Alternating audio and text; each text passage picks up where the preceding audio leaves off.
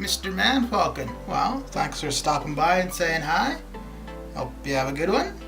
Jakina, how you doing?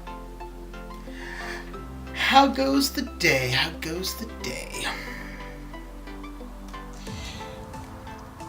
So, I'm a bit earlier than normal. I'm late starting the 6 stars as usual. And I figure, well, may as well get streaming while I'm starting out. So, here we are. And let's jump into it. Alright. Let us jump into it.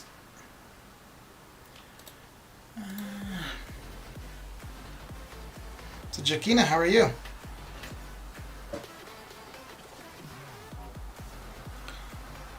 Another a day of fun and excitement about to begin. Oh yeah.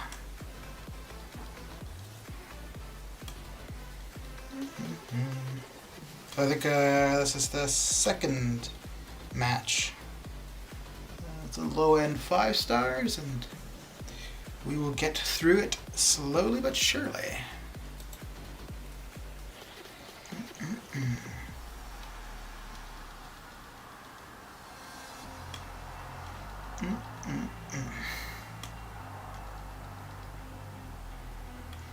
Yeah, I wanted to, because normally I wouldn't start the 6 stars until a little bit later, like when I get into arenas around, so either I start them like around 11:30ish my time, which is pretty much just when it resets, or I'll wait until I start the stream later on, like around 1:32 my time. But yeah, I was a little bit, well, I shouldn't say. It's normally the case where I'm getting up relatively late. I'm not going for the featured champion. I'm not going for a Cosmic Ghost Rider. Let me change this a little bit.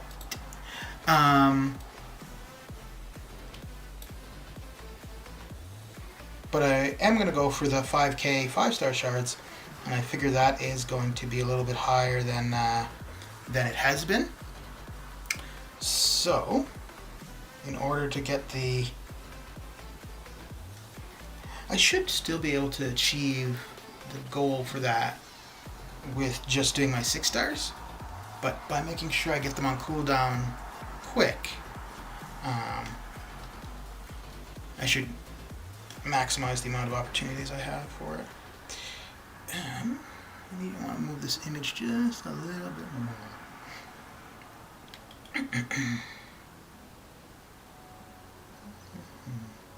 Okay. Oh, shoot. I'm not going to be able to see. So, like... Nope. There we go. That works out perfectly. Perfect. Alright. And now... well, let's get to business.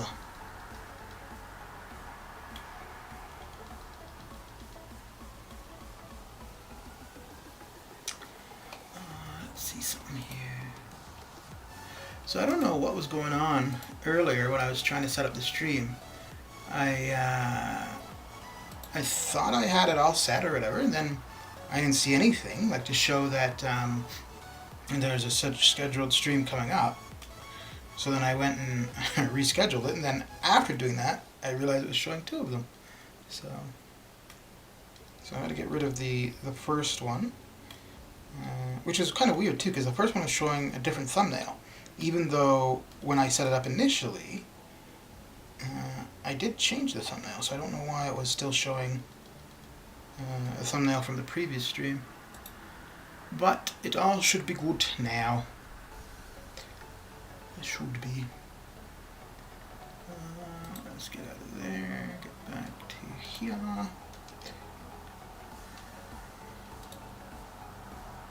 Mr. Aegon, how goes it? You don't need to apologize, it's all good. When you can make it, that's great. If you can't, that's fine. 'Tis all good. So we're almost at the 3 times multiplier. So what are you up to currently, Aiden?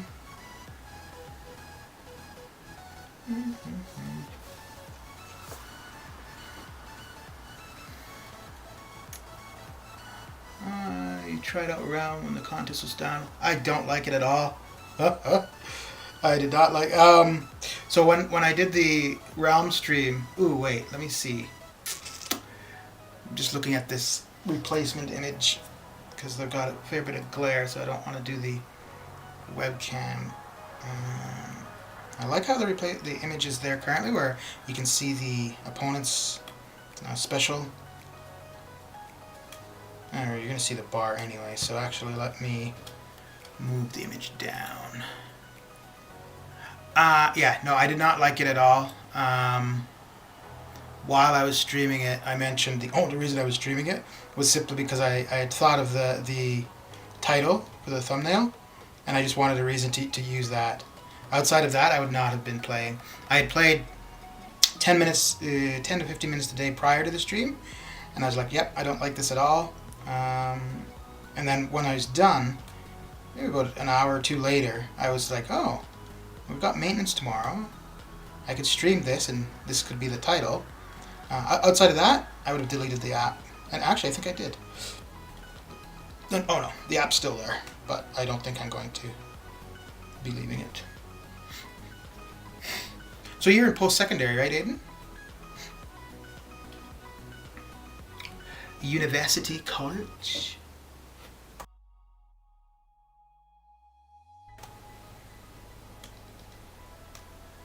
Grade 12. Okay. Ooh, last year of school. Exciting times. Exciting times indeed. 1 second. I'll be right back.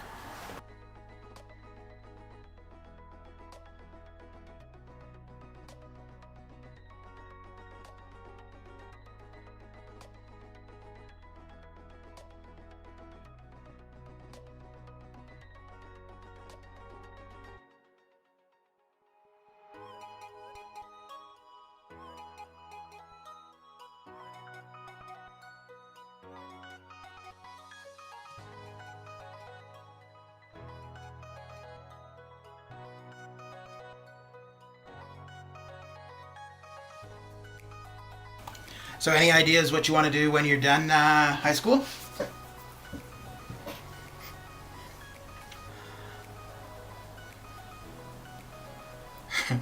Not really. Courses are packed and I have to organize my university stuff on top of that. Yeah. Okay. I'm probably going to go into teaching. Really? Hey. Well, good luck. Well, so going into teaching, are you wanting to stay in Ontario when you're looking for work? I don't know. I don't know about now, but I know up to a while ago, anyways, it was quite difficult to find teaching jobs in Ontario.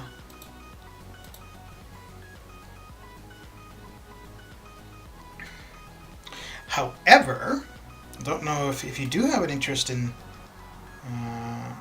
once you are done, if you have any interest of leaving Ontario, if you look at Northern Canada, definitely be able to find employment there, and it can be a difficult environment to work in,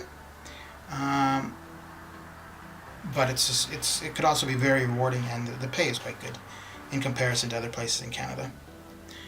Not too sure about specifics yet, just sort of what I wanted to try after high school. Yeah, fair enough. And to be honest, I mean, having a background in education is definitely not a bad thing. It's applicable to a lot of different areas. So even if that's what you go to school for and you don't end up like as a school teacher, just having that base training to be a teacher, it could be quite valuable.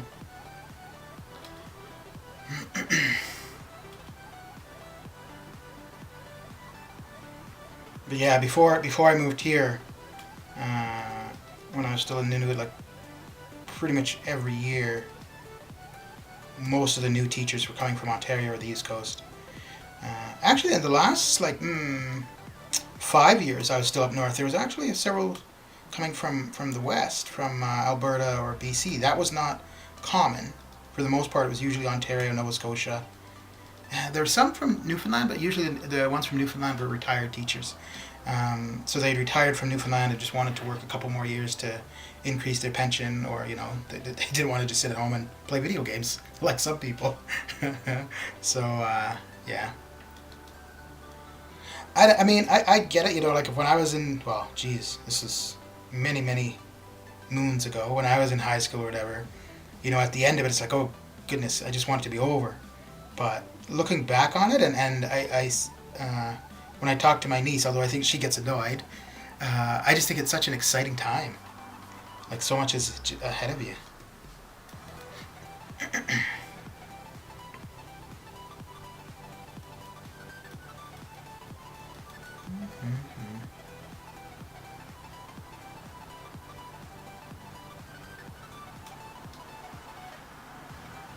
Do you think you want to go into post-secondary right away, or you want to take some time in between high school and getting back to the learning?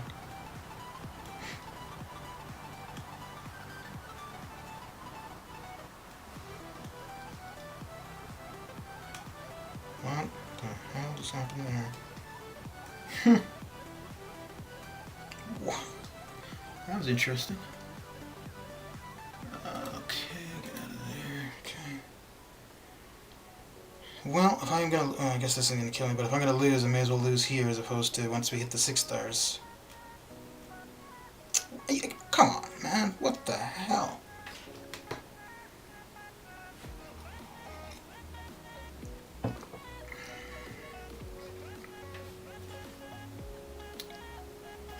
So I think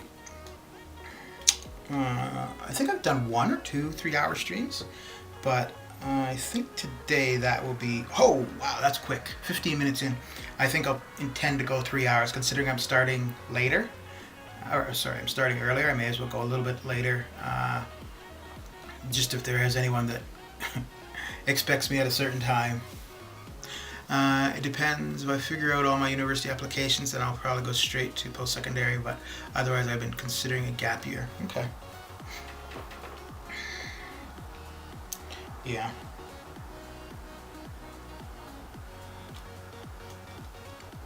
Well, I don't know about you, but I know often a lot of people would use that gap year either to work or to travel. I don't know how easy either would be right now. And then, I don't know if it's gone into effect yet, but Europe is now restricting Canadians from traveling to Europe.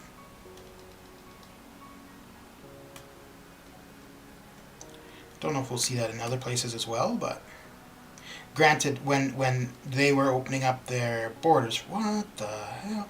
When they were opening up their borders for travel, there was only actually a few countries that they were permitting free access to, so yeah.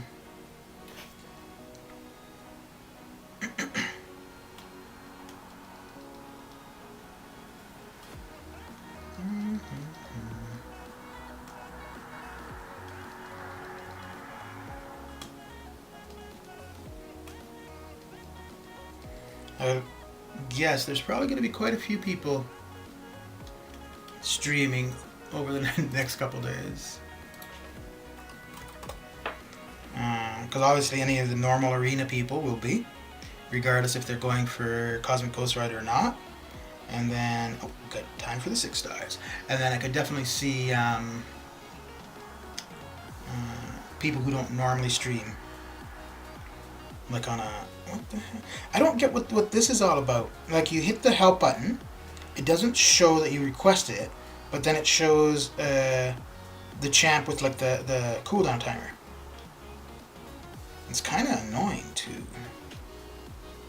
Because normally you could just keep hitting the help button like at the same location, but now you've got to be aware of where you're hitting the button. So, Alright, 6 star time. Booyah.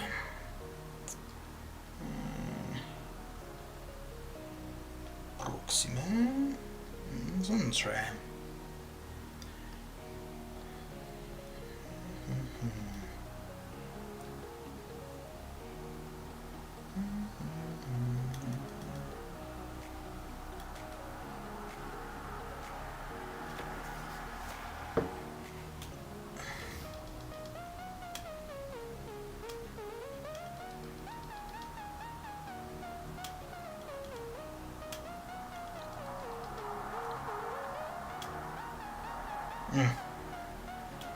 Knew it was coming. But okay, this is, I don't know, I guess it's probably my OCD. But no, okay.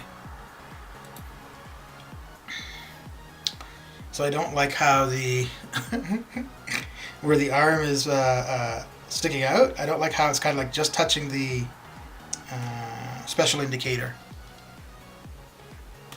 But if I move it up, I lose my my legs.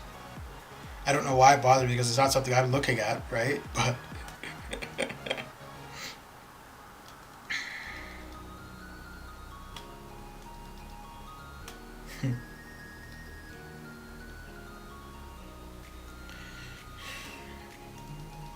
this should probably do her in. Yeah. Okay. So I just need to move that up just a tad, eh? Okay, so let's see if that gets the job done now. Dang it.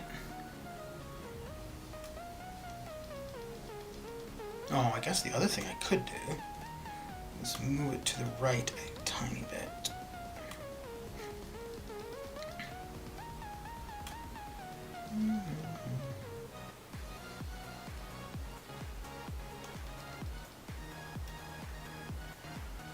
Hmm. 3%. Not bad.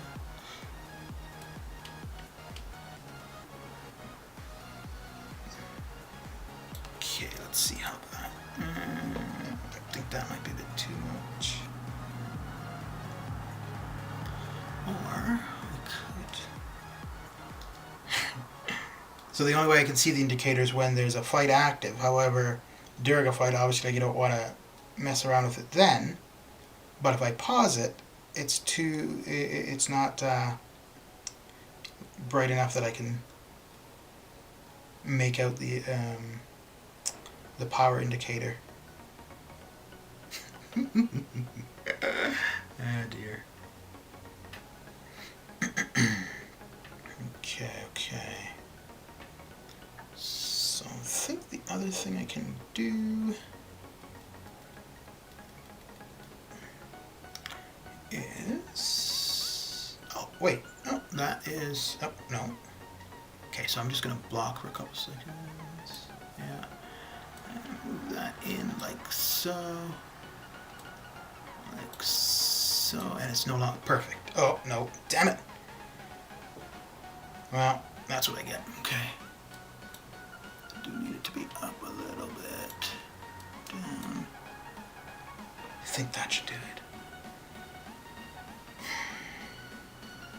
Well, there was a whole 60k points in the bin.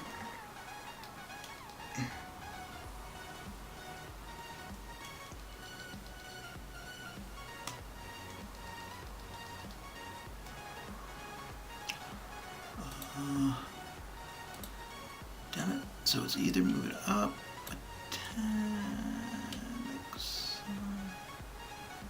Okay, let's see. That should suffice.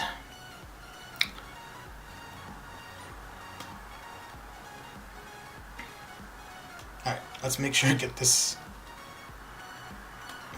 match done and over with properly. Well, that's not the way to get her done. Alright. There we go. Well, that's how we want it to be going. Yeah. Much better.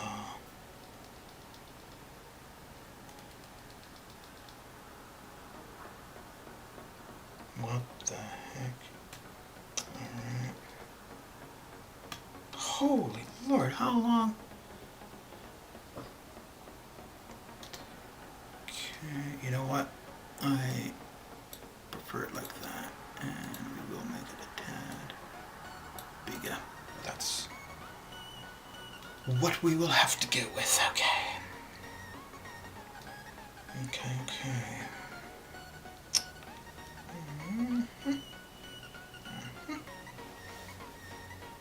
There we go. Let's take on the locate. Okay, let's take a locate. Good.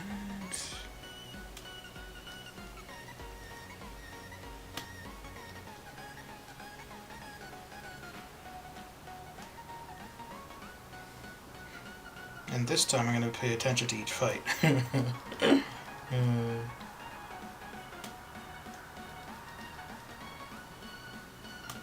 Yeah, that's fine.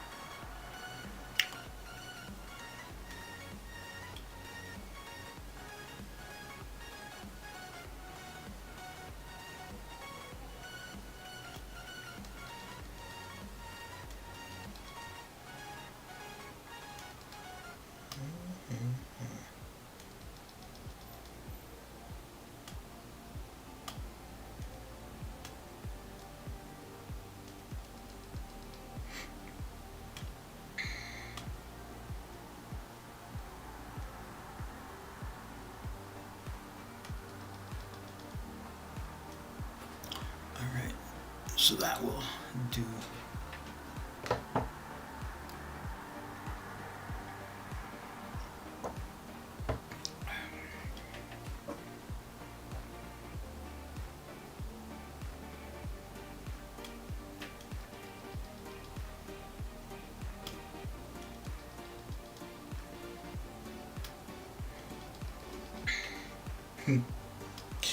You know, I'm just realizing now, having the power indicator visible or not for the opponent really doesn't matter.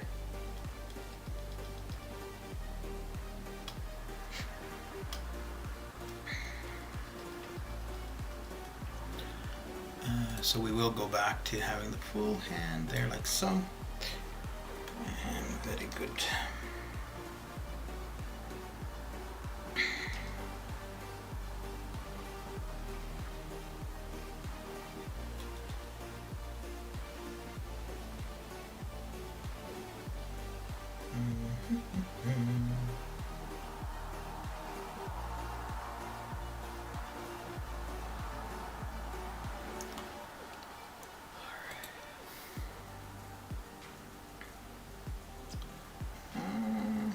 Let's try this.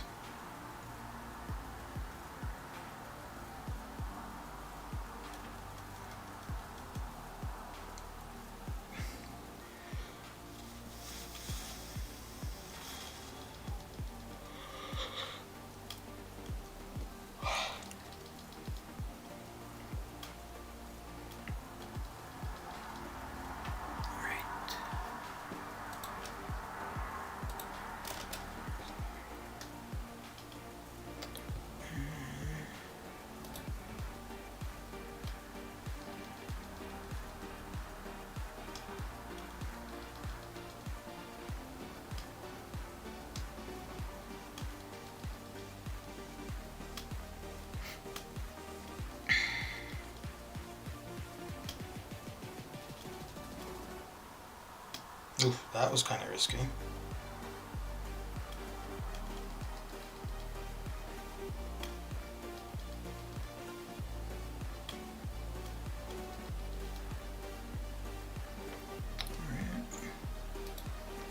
All right.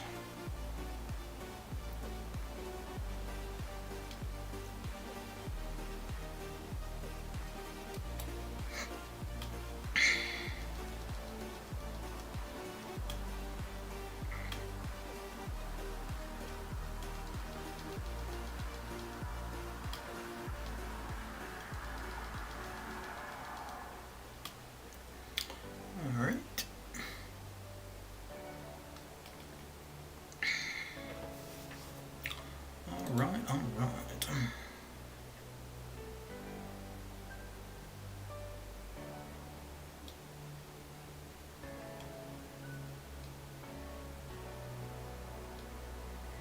I should check and see if there's something on the forums in regards to this, because it is kind of annoying.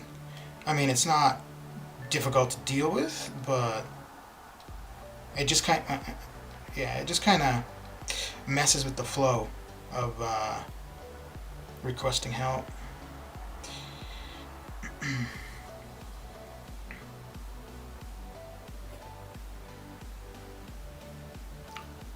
Okay.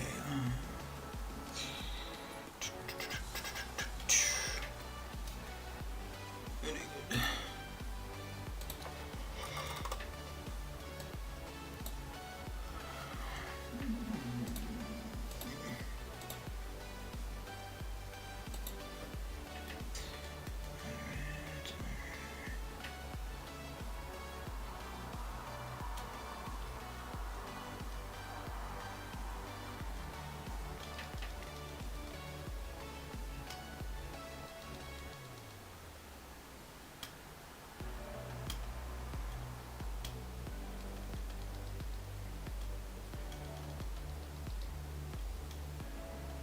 That should do him in, and yes it does.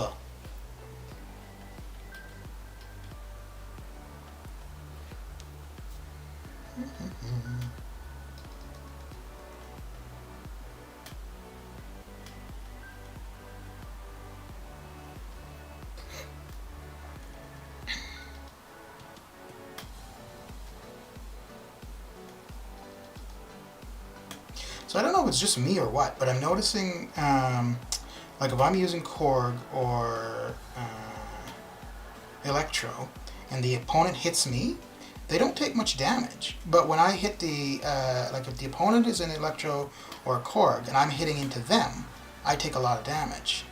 I'm not sure why that is. I don't think that's going to end him, but that will bring him down a fair bit before he goes indestructible. Oh,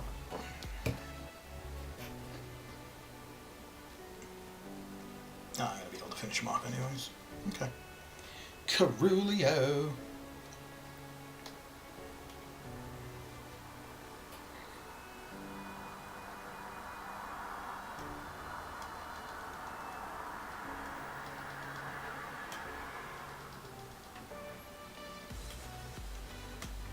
I think the solo event and the 3-day arena event, oh whoa, are both arenas currently, right?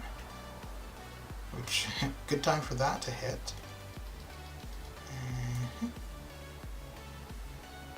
Not bad for you.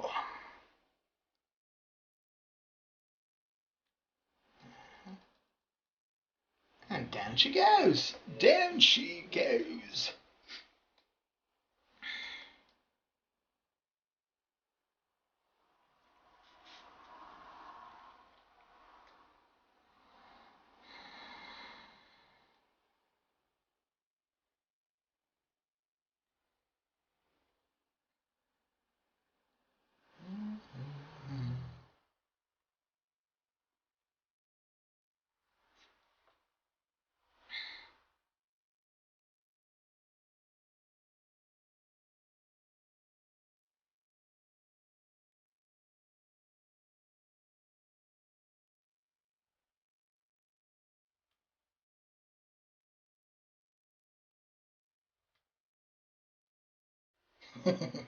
You tried to avoid the first hit, well my whip is gonna get you.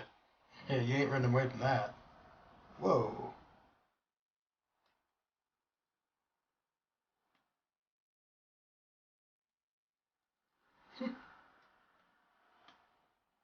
This is interesting.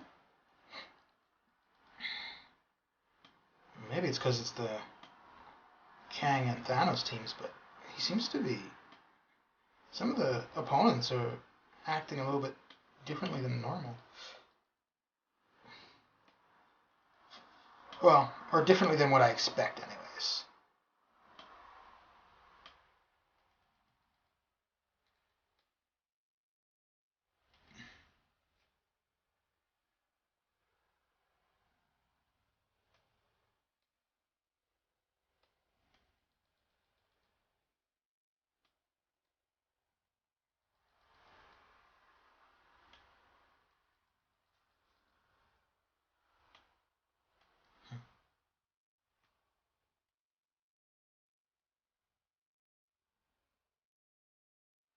Jeez. See, that's another thing. If it was me getting hit by Gilly 2099's L2, I'd be dead.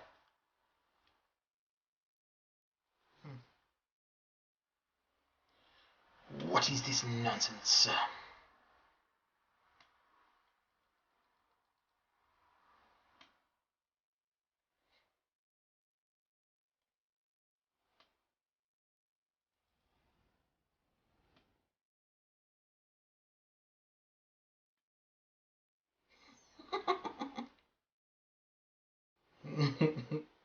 He's about to go for a heavy, and I'm like, no, kick him. No heavy for you. Oh my lord. I must be, like, I don't know, tired or something, because like the amount of parries I'm missing? Whew. Oof, I tell you. Oof. Okay, so another combo, and then L3 should end it. Wait, am I? Yeah, it should. If not, maybe not. But yeah, if not, I'm gonna be screwed. I'm gonna be screwed. Oh, wait. Yeah, there we go.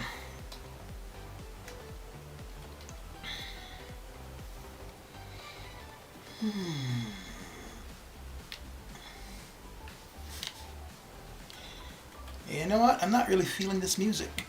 Not so much.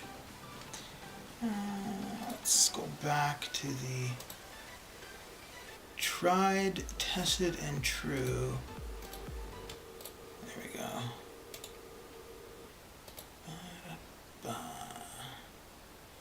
Ooh. Maybe it didn't like that idea. Maybe we could have just stuck with what was working. There we go. There we go. Good.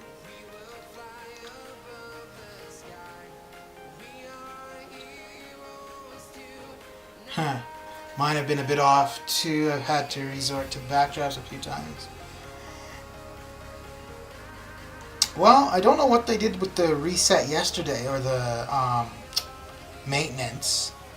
But that's, okay, so I don't know if you were here when I was talking about this. Like, if I hit help, and then the champion I hit help on, sometimes it then comes up with like the cooldown timer or the cooldown icon, but it's not consistent. And I think that's only since the maintenance yesterday.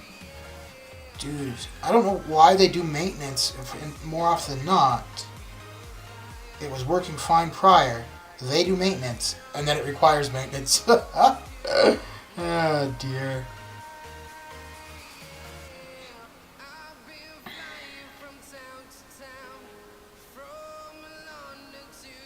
So there were a couple times though where I was, oh right, they're all silent, so it's gonna be the same. Where I was, I saw a prop up video on it.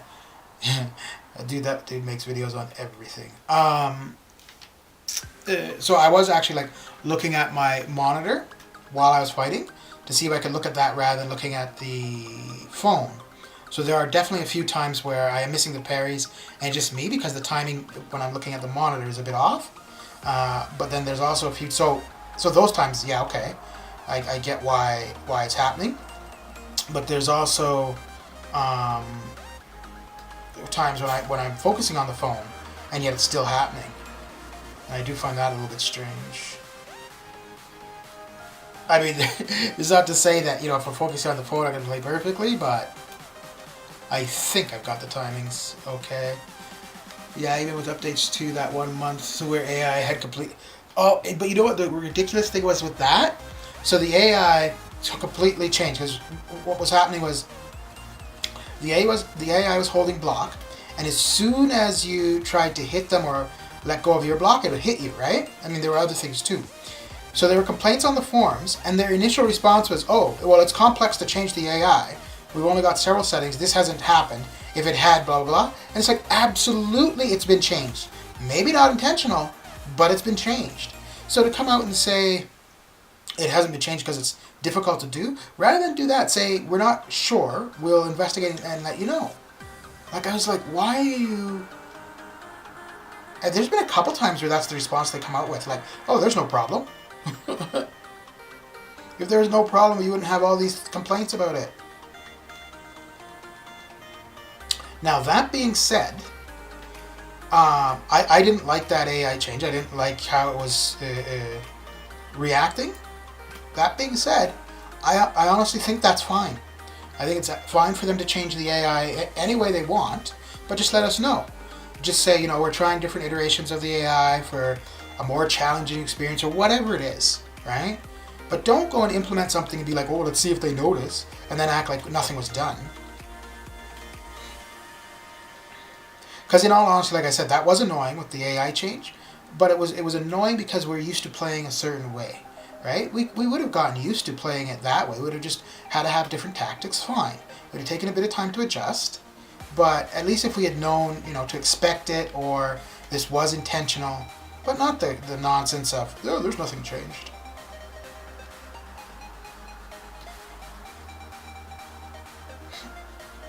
Sometimes I really don't think that, which, you know what, I think is fair, because just because you work for a company doesn't mean you have to utilize that company's products. But I think quite often some of the responses we're getting from Kabam, at least on the forums, is because the people responding actually do not play the game. And I don't mean that they don't play the game hardcore, I mean they don't play the game. Which, like I said, again, that's fair, but I don't know how well you can represent a company or disseminate information when you're not aware of what the product does.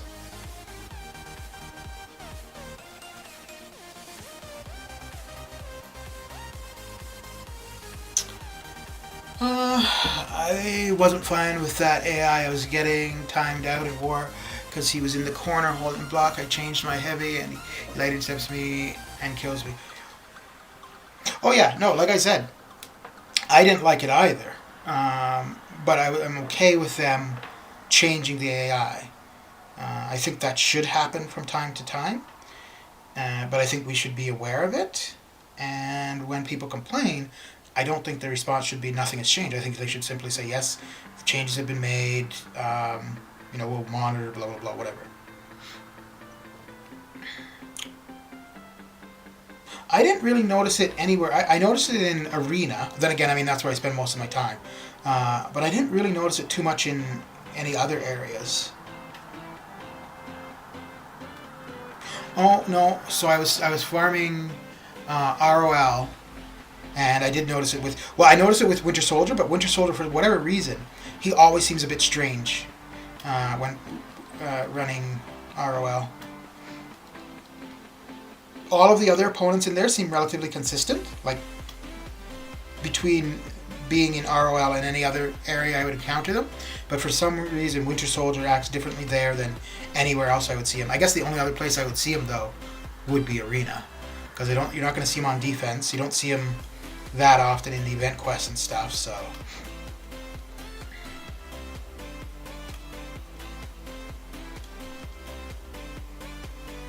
Actually, saying that now, though, none of those champions in RL do you see in many other areas. Because I don't think... Yeah, none of them would you see on defense. You'll see them in the event quests and stuff now and then.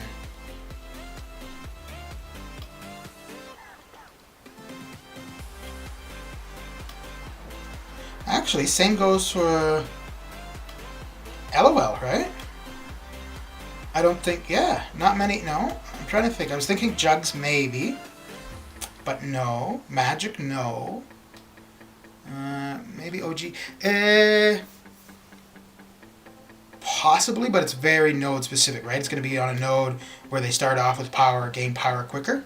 Outside of that, not really. But even from, yeah, so LOL, I mean, it makes sense, right? Because ROL, LOL, people are fighting those champions. Well, ROL more so. They're very accessible.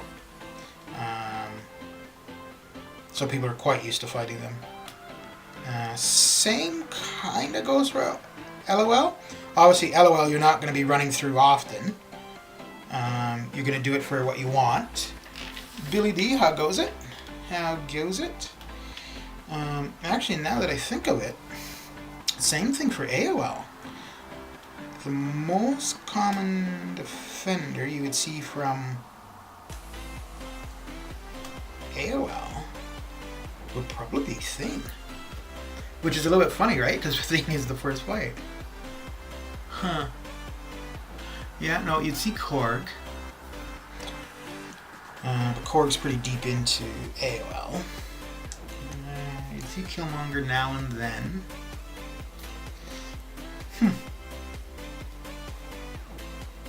Although, as time goes on, I think we're going to see less and less Things and Korgs on defense. One, they're just going to be easy to counter in general. And two, there's just going to be more counters to them. So, I remember when... Are you hitting up the arenas, Billy? I remember when Magic was like the real test for war. If you saw Magic on defense, it was like, oh damn, oh damn.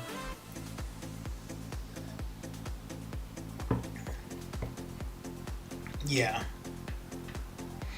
Yeah, but when both Korg and Thing, when they first came out, and people were getting them, they were everywhere. But now they're becoming like OG Vision. Not so much. Oh, that's the second one. Ooh, two. Less than an hour. Ouch. Not to the extent of OG Vision, but they're both becoming kinda node specific. So, but yeah, Korg on the Mixmaster is an annoying one.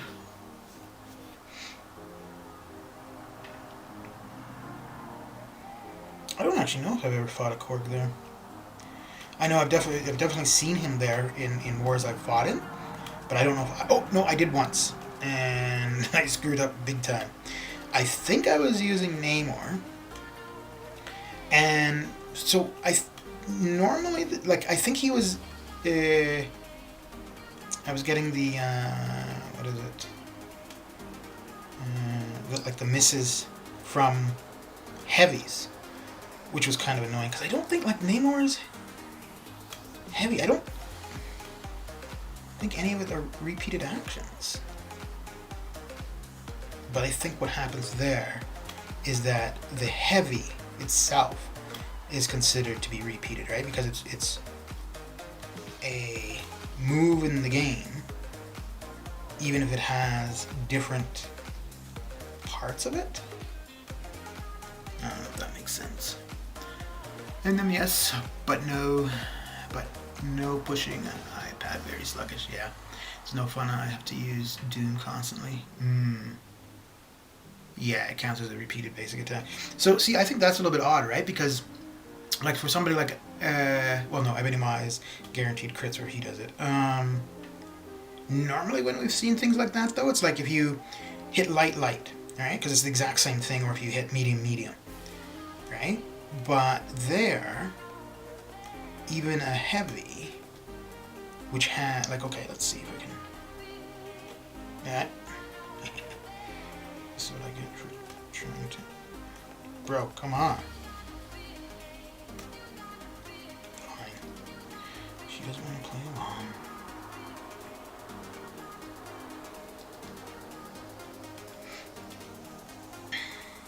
Because I know there were things like that in the past. I don't know if they would have been. Maybe they were called Mixmaster, I'm not sure. But where heavies is basically the way you would go. So we would have something like that, and Hyperion would work fine with his heavies. But I don't think he would work fine with for Korg, for example. Well, Korg might be a bad example, but if you put somebody on Mixmaster, he wouldn't necessarily work well.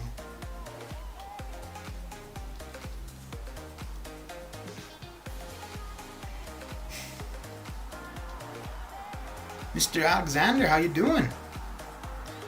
Hey, so I just got Cavalier title. In your opinion, which is better, the dual class or the featured 5-star crystal? It depends how many 5 stars you have and if there's somebody specific that you want. So in my case, the featured 5-star crystal is better. Because for me, more than anything, what I want is new champions. I don't really care if they're good or bad. I just want new champions. There is the only character... The only 2 new characters that I want that are new to me, but have been out in the game would be Warlock and Torch. Both with the dual crystals, it's only going to be 5-star. 5 stars I'm not too concerned about, so the likelihood of me getting duplicates from there is higher than getting a new champion. So for me, I'd be going for features. But let's say, okay, so let's say, so Torch being in the Science and Mystic, right? So let's say you wanted Doom, Claire, Torch, Thing, Invisible Woman, whatever other things, right? Then yeah, the dual class would definitely be the way for you to go. But if you don't have any 5 stars in particular that you need or that you really want, then yeah, go for the feature.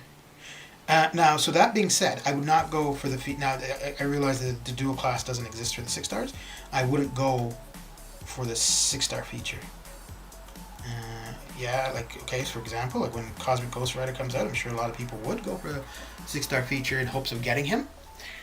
But when it comes to the 6 stars, so like I said, I want newer champions. I have less 6 stars in comparison to the 5 stars, like proportionally. So going for the basic, I've got a good opportunity of getting new ones. So it really depends where you are and what you're trying to accomplish, Alexander.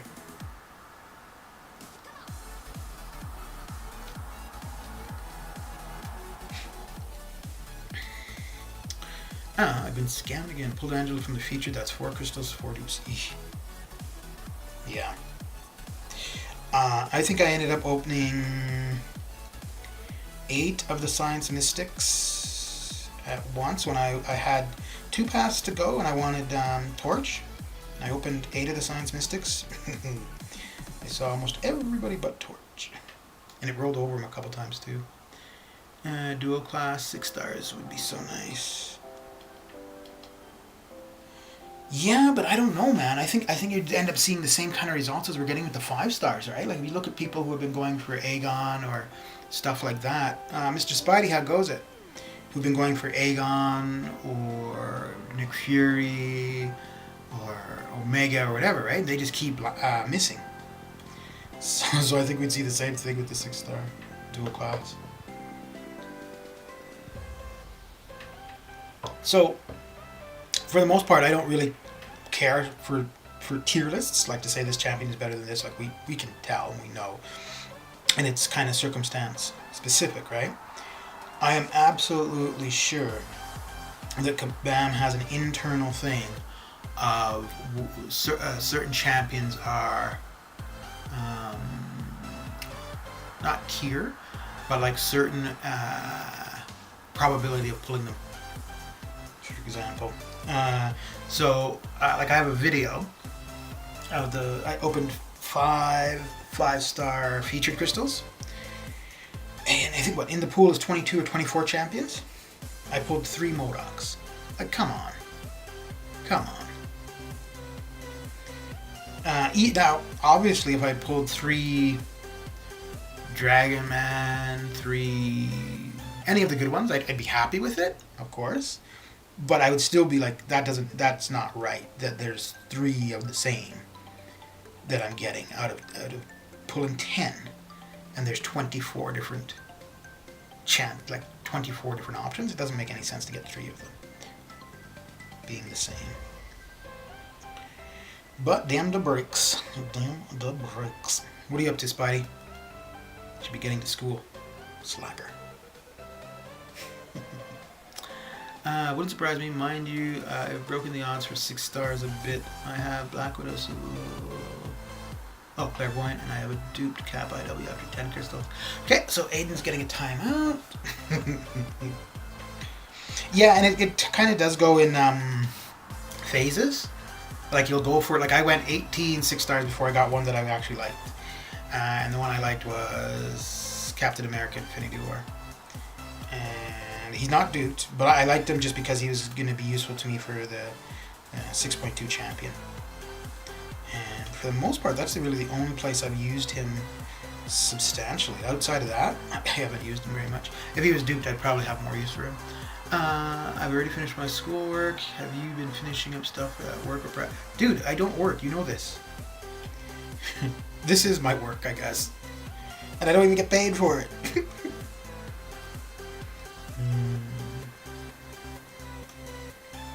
Dude, just because school is done doesn't mean the learning is done.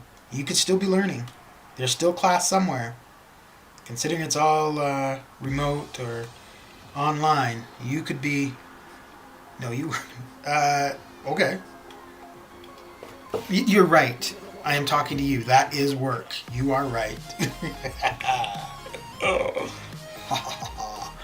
How do you make that good cash money, bro? It's called savings, man. Are you hitting up the arenas there, Spidey? Monsieur Saboy?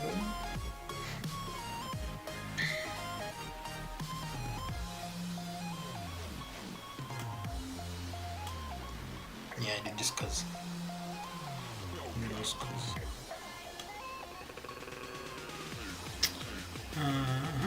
Screen of 5-3 is getting down. Oh, how's that coming along?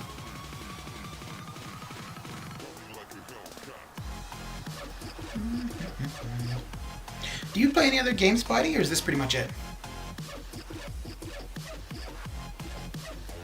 On my phone, there's... Well, actually, this is really the only one. I have another game on my phone. For the most part, like there's just a repetitive task I do every day on it. I actually don't know why I still have the game. I should have deleted it a long time ago. So what would be your next, other than MCOC, what would be the next 3 most played games you have?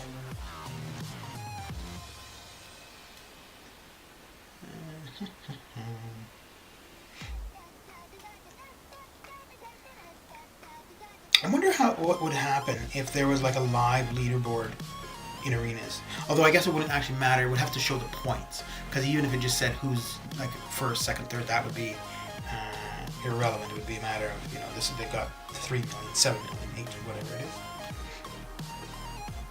I wonder how that would affect that'd be interesting, actually.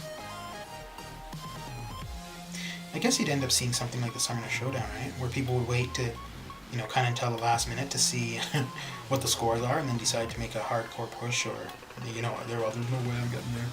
Destiny, Pokemon Go, and Phasmophobia? What's that? Phasmophobia.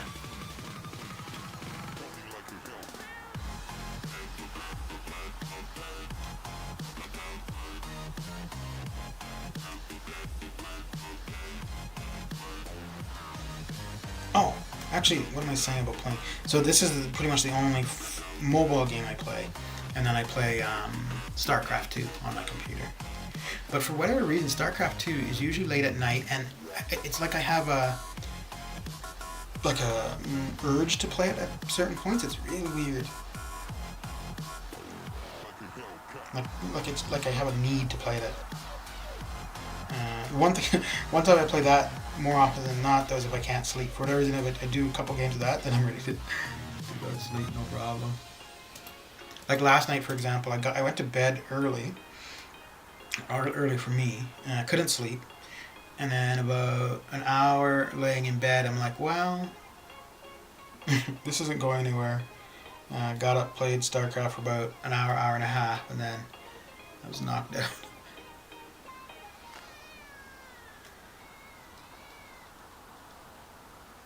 Knock it outed.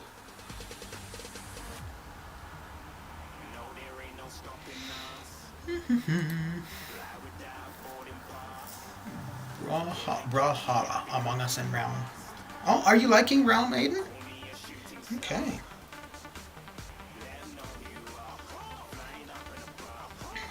So I think a couple of things for me for round one. I'm not that like I don't care for that play style.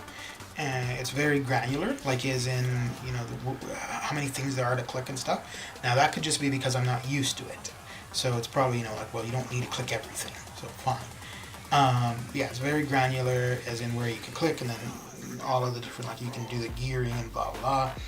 If I wanted to do something with gearing, I'd go back to World of Warcraft. So yeah, so part of it as well is just being old and lazy to learn something new, I think, as well. That being said, I don't know. It's hard to say though. But if I had never played MCOC, I don't know if I would then like Round of Champions, or I would still kind of feel the same way about it. But yeah, no, for the amount of time fair enough. I mean, I didn't ran right into that. I didn't play it for very long, but the amount of time I did play it, I did not care for it. So it is not something I will be trying. I may do the same thing again, where if MCOC is down, do a little bit of round. Only reason I'm gonna do that though is just so I can use that thumbnail. Outside of that, nah. I had some pretty good experiences. Also playing as a trio is more fun because you take matchmaking, you take your own hands. Yeah, that'd be true too. Yeah, I'd see that for sure.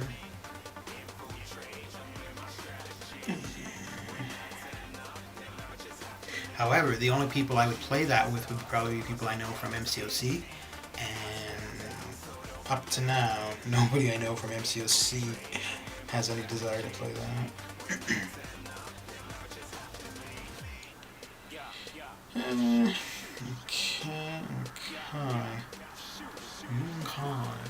They announced 4 new factions today too.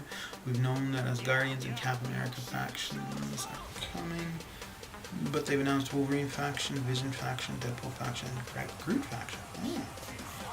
Yeah, that, at least for me, that doesn't change the mechanics, like the gameplay, and that's what my problem is with it.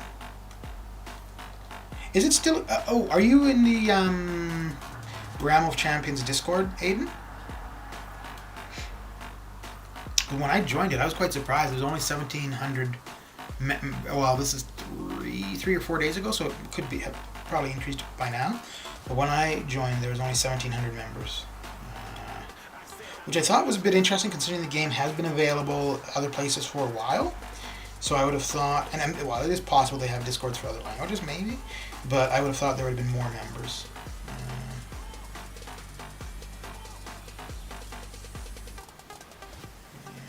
Also, I'm a bit surprised, and maybe this is just like the way things are evolving or whatever, but I'm a bit surprised that they have a Discord form in a sense, but they don't have like actual forums, like the MCOC forums. Yeah, so on their Discord thing, they've got several channels, text channels, well, quite a few, and then they also have a few voice channels where you could do your team up thing and talk to your partners there. But it seems like for the most part it's mainly for them to receive feedback, so it is like a forums, but just not based on the web. Wow, I haven't used that term in a long time. Holy crap. World Wide Web.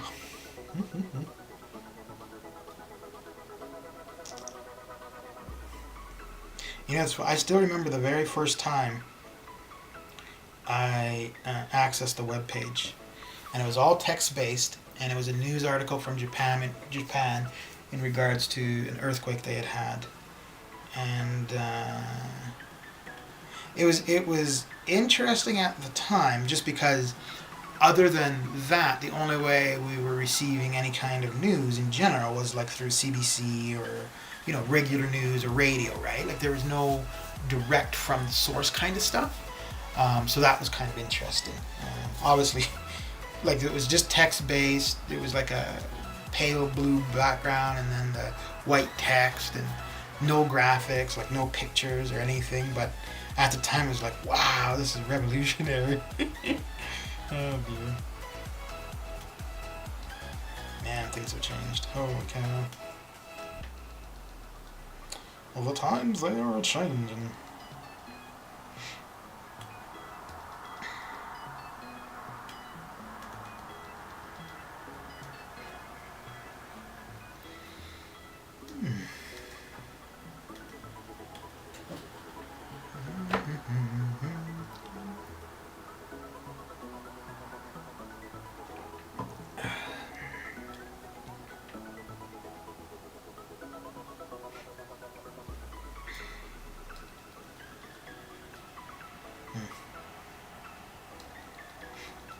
So that time I just stopped my combo. But there's been a few times where like I'm still pressing the buttons and the combo stops. That's kind of weird. Aiden, could you see playing Realm of Champions rather than Contest of Champions? Like if you only had time to play one of them, could you see picking Realm over Contest? Although that might be unfair though, right? Because if you've already been playing Contest of Champions for quite a while, you've probably got an established roster, you've got friends, blah, blah, blah, all that kind of stuff. So that is probably a kind of not a fair choice.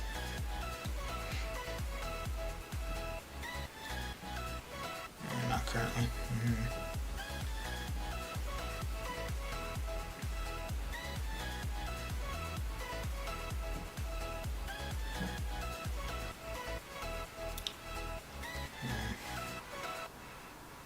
Come on. There we go. Ooh. Almost done with the 6 stars. That's not too bad. So I changed the title of the stream where it's like the champions that are in the arena and round 1, part 1 kind of thing. So the other day I was looking through some videos and that because I want to do a video for the variant stuff. And one, I couldn't figure out the sequence they came in, like when I did them, other than by looking at the date.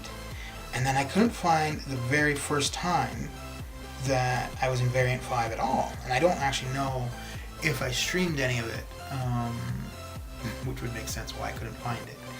But yeah, so I decided I gotta go. So it's not even so much for the audience to, okay, whatever, but it's for me if I want to go back later, I can look at the title and be like, okay, this is what that was, and so on and so forth. So I think I may end up going through some of the arena streams and retitling them. Yeah, there's not much reason to it or point to it because it's there, it's done, whatever. But Aegon no side view.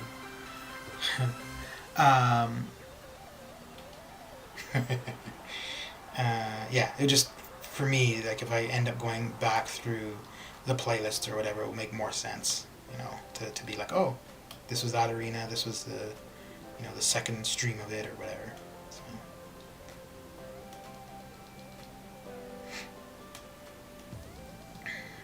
Speaking of side boob, when does the next, oh wait, today's Wednesday, maybe it's already unlocked. Oh, today's Thursday. Oh, so I should have unlocked yesterday. When is the next, room for the side quest open? Let's see, because I'm up to speed on all of them currently, since yesterday when I did what I was missing out on.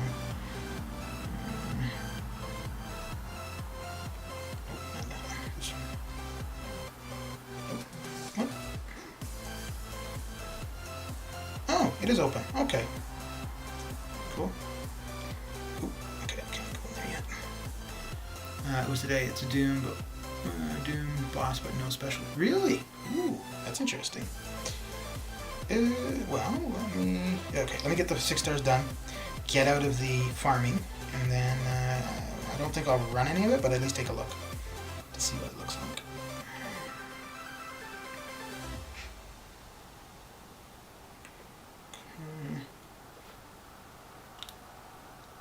Oh yeah, so this is, there's the Doom and then there's the Champion, right? And that's it.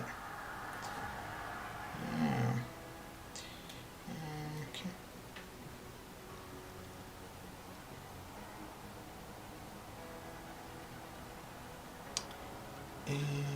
Okay. Hey, Evan T, how goes it?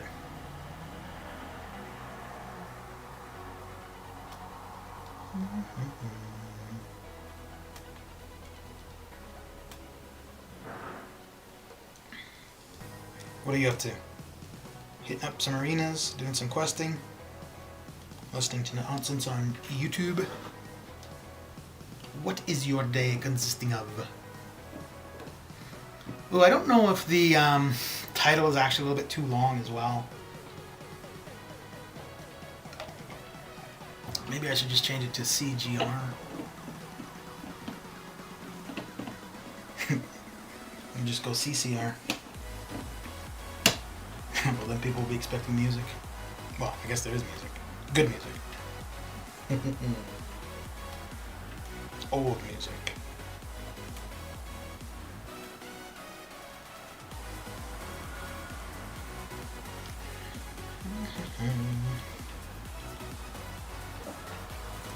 Oh man, it's snowing out there. Let it snow, let it snow.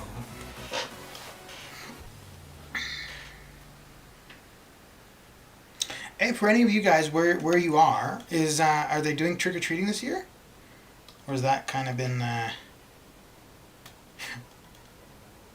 put on hiatus for the year?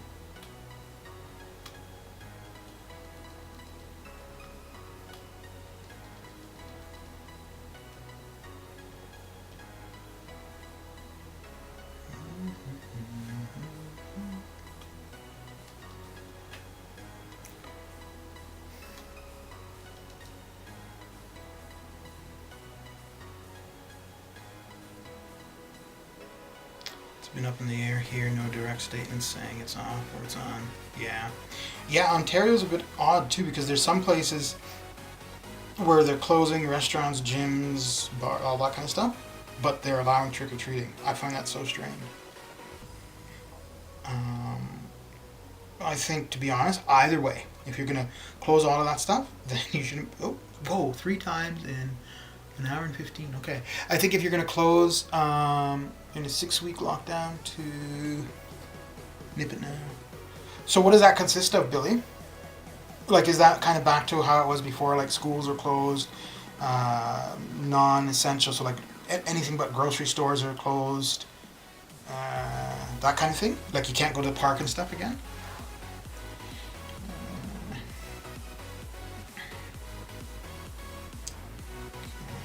We're almost done with the 6 stars. Oh, dear. I wasn't paying attention. I really don't like having 2 of the same class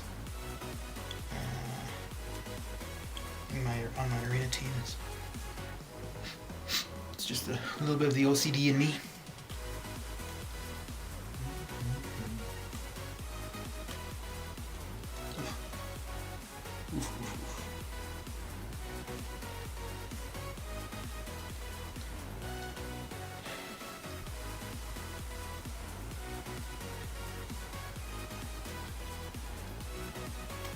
What do you...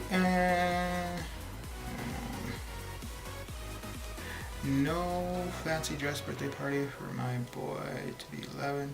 We are big fancy dress Halloween party. So sad. Yeah.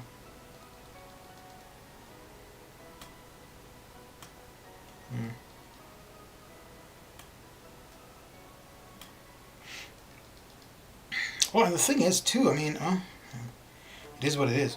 But there is no real sign of this significantly changing, right? Like, even if a vaccine comes out tomorrow, that doesn't resolve anything. 1, there's just going to be so many people that aren't going to take it. And 2, like, to disperse it, you know, throughout, it's going to take a ton of time. And I don't think that, you know, the illness or virus is just going to disappear, so... Yeah, I think we need to settle in and just accept this is going to be here for a while.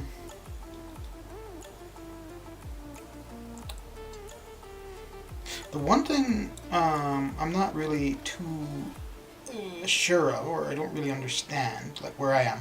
So masks are mandatory in public places, so like public transit, grocery stores, so on and so forth. Oh, so the predictions in the bottom left-hand corner. Can you guys make that out okay, or should I make that a little bit bigger? Because it is pretty small. Now I don't have my glasses on, but like if I look closely, I can see the numbers. I don't know if I should blow that up a little bit or if that is sufficient. Yeah, so my thing is like with the mask thing for where I am, because it is mandatory. Even if the bigger is always better. All right, Ginger. Yeah, even if the conditions change or whatever, and deadlines or whatever to be pushed back or whatever, fine. But and it's possible that this has been stated. I might just not know. But with a mandatory mask, like if they were to say, okay, hey, if we drop below, I don't know, whatever, 10 cases a week, then we could ease mask restrictions. Or if 90% of beds in hospitals are vacant or whatever, right? Just so that there's some way of knowing what the goal is, at least as far as something like that goes. But there doesn't seem to be anything like that. Like it's, okay, here are the restrictions. In some cases it's a time frame, which I don't really know if you can simply say a time frame, right? Like shouldn't there be something more specific? Because yeah, okay, you can give a time frame, but that doesn't mean that anything's changed in that time period, right? Whereas if you say, these numbers are what we're looking at, well then okay. And like I said, that could obviously change, right? Because if the numbers are supposed to be, like I said, 10 a week, and we intend to have these restrictions until Christmas. Well, come Christmas, we're at 15 a week. Well, fine. Then we extended another 2 months until we're to, whatever. So that's something I find a little bit odd. Yeah, I mean, hey, maybe it's just like restrictions are there. We don't know how long for. Can say that too. Bigger is always better. Well, don't know about that though. You go to a restaurant, you definitely want a bigger bill. I think we have one more 6-star to run, right? Oh man, this is annoying.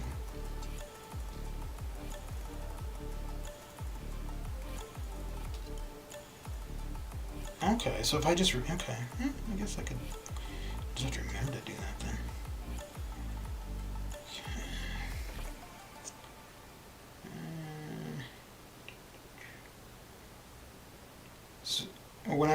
So this is one thing why I don't like having uneven arena teams.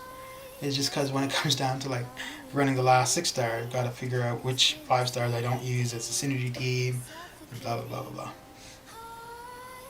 Blah blah blah blah blah. Very descriptive, right?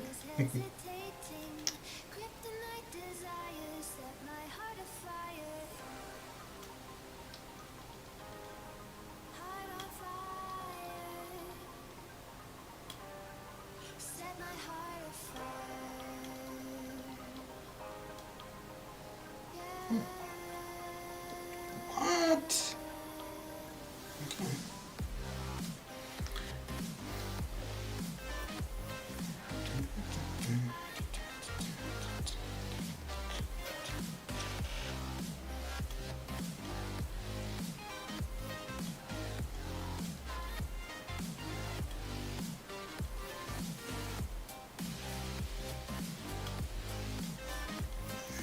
Down he goes. Down he goes.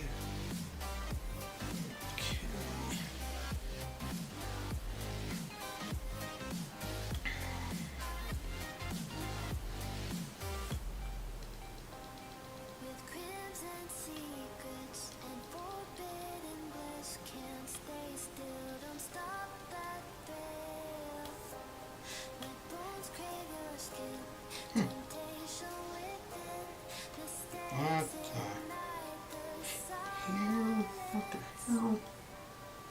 That should be enough to... Yes, it is. Yes, it is.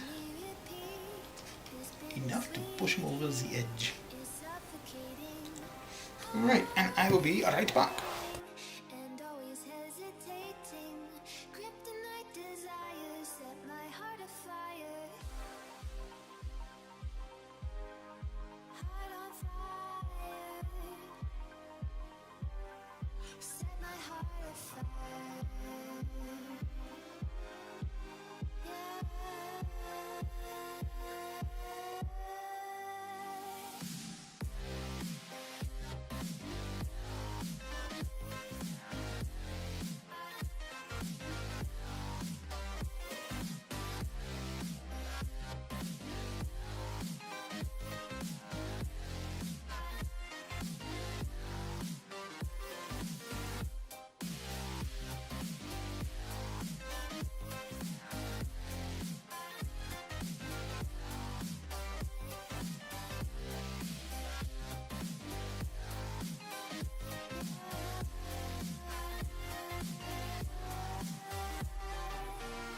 Connect the dots straight to the start of intoxicating want. Lingering touch, these soft words whispered in the dark. Set my heart on fire.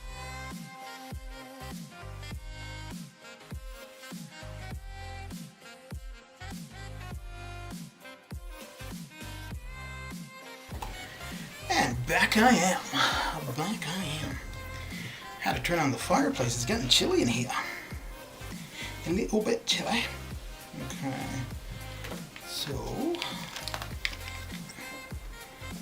let's get done in here and then have a look at the new chapter of the side quests. I don't think I'll run it now. I'm just going to still be doing arenas, but just to take a look.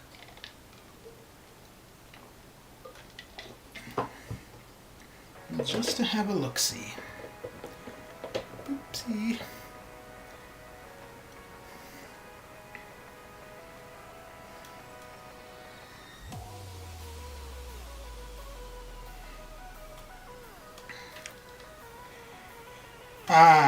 So Billy, I've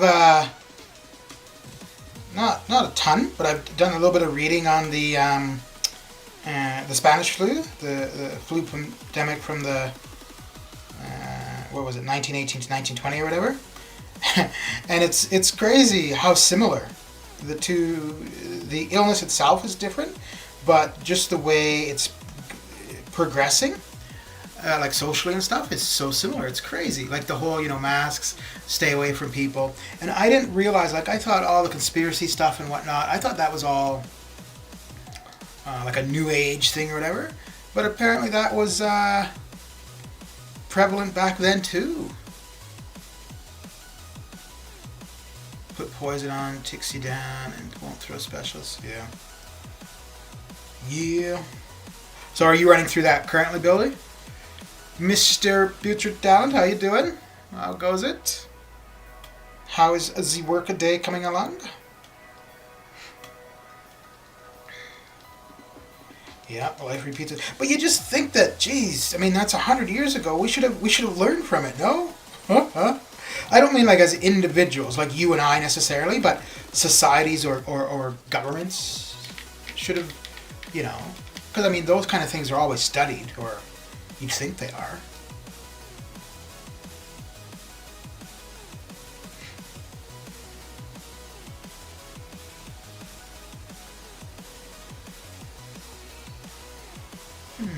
Ooh. Oh, okay, I know what I can do, though. Because I actually do need to use up energy. But I can run through the key quests. Aw, Pookie, you tired? Uh-oh, I didn't mean to use Aegon. Future, you distracted me. Dang it. I mean, he'll get the job done, but I normally do the Iceman with Captain Marvel. Captain Marvel.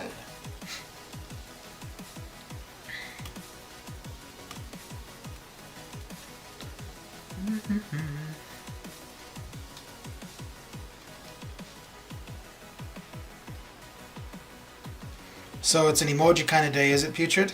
An emoji kind of day.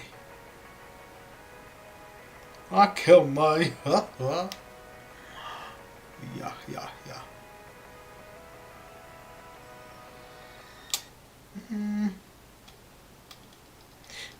I think this has got to be one of the most frustrating things for me in the game when I'm doing the heavy nonsense with Aegon at the start of a fight, and then the opponent won't hit into me.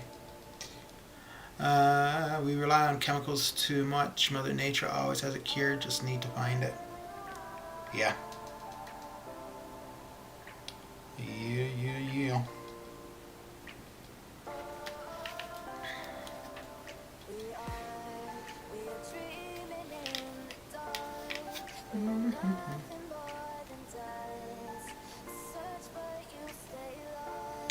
Hemp oil in an atomizer. I want that cure. Huh?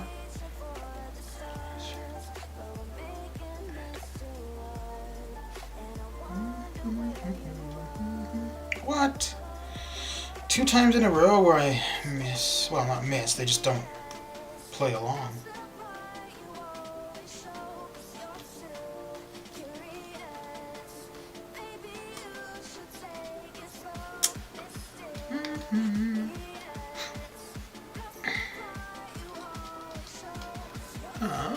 Let me just take a quick look on the forums and just see if there's anything being said in regards to this arena thing. Where are you spending your 6-star shards? What's this answer making you? Blah blah blah. Nope, nothing there. Let's see if in the bugs, known issues. I suppose it's not that bad because it's easy enough to work around it. Oh, parry just doesn't work. Okay, so there's a. How old is that? Huh. Okay. Alright. Help button freezing. Game rally disconnects. Arena refresh timeout bug.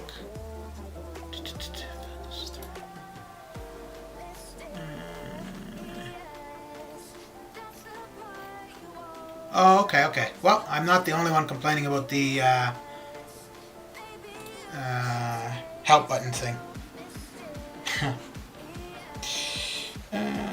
Here we are. No, this is what I wanted to see.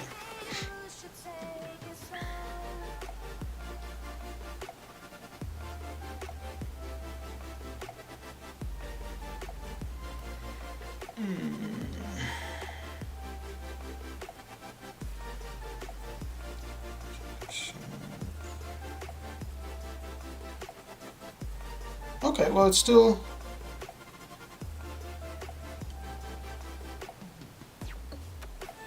Oh, okay, I see what you mean then. Just no extra node. But yeah, like heal block and all of the stuff leading up to it are still the same. Okay. Energy attacks inflict 50%, 40% more damage, and oh, that's gonna be a joke with Corvus then. Okay. Although you have to be a little bit picky on the path you use Corvus. So shock would be fine and bleed would be fine.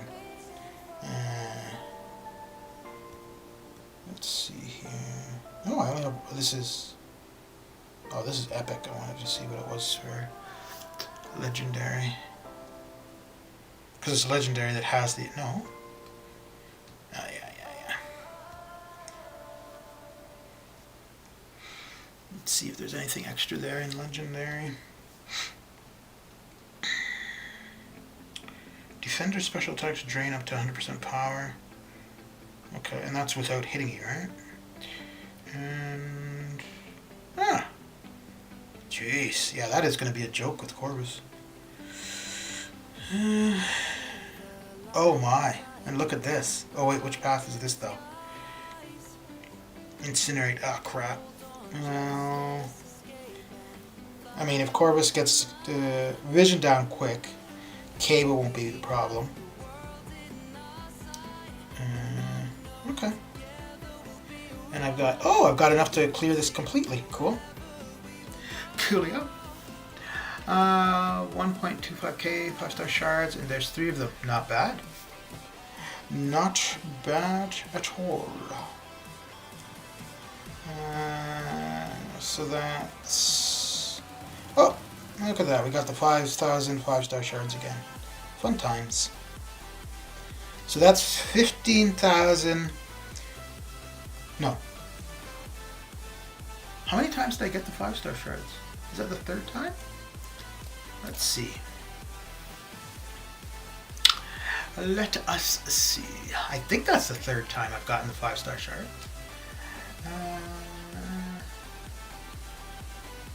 One. Yeah, that's the third time. Okay, cool. 1 to 5%. And 2%. Oh, that's weird. I didn't write down the placement that I had for the previous one. Though, yeah, that's easy enough to figure out, isn't it? Yeah. And then for the 4-star feature, who was it? Red Goblin, so I would have had the 11. Okay. Alright, and back to the arenas we go. Continue on. Onward and upward. So normally, even for the 4-star feature, I use the lowest 5 stars to start. And the other day I tried doing it with just 4 stars to see if it would make it go quicker, because then I'm not having to scroll and so on and so forth. But I think overall it's basically the same. Because with the 4 stars, yeah, I'm not having to scroll, but the points I'm scoring are less. Whereas going for the lower 5 stars, I'm having to scroll. The points I get per fight are more. So at the end of the day, it's the same result. So I'll keep going with the 5 stars to start, just because when else they get to be used. I don't want them to feel neglected. So, you know, it's a team effort here. Everybody has a part to play. No man, no tune left behind.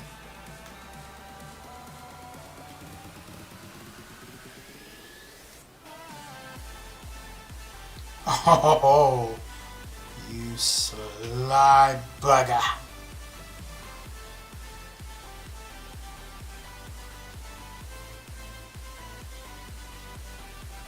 Hey, Billy, have you watched The Boys?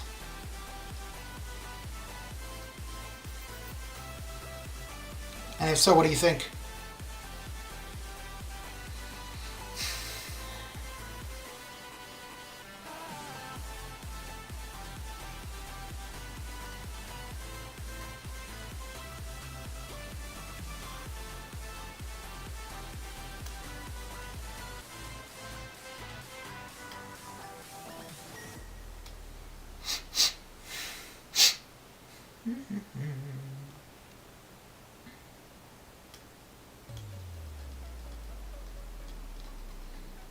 So next week we should have some info in regards to what to expect next month, right? Like as far as the champions coming out, if what the side quest is going to look like.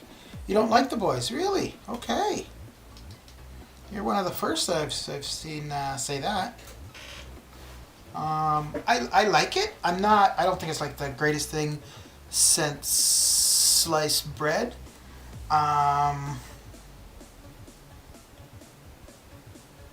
And when it drops, I watch it, but I watch it not because it's like, oh my lord, I can't wait. It's more like, okay, there's something to watch. Have you seen Doom Patrol or Umbrella Academy? I find them all quite similar. As far as like the overall premise, like basically being a misfit band of people with powers that try to do good.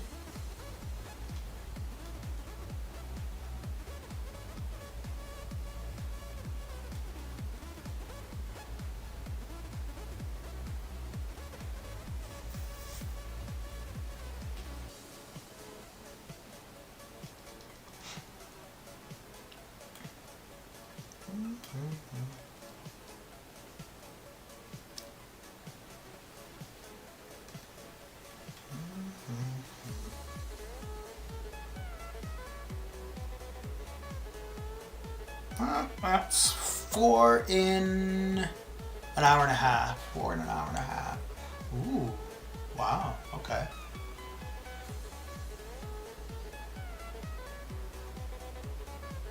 Umbrella Academy, absolutely brilliant. Yeah, I quite like that.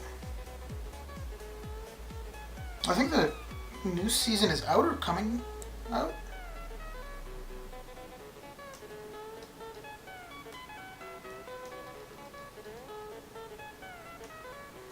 So the one thing with the Umbrella Academy, are you up to date on it?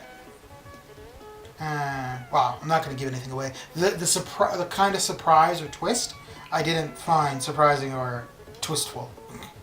Twistful. But it was still cool. But I don't think it was unexpected. Oh, what the hell?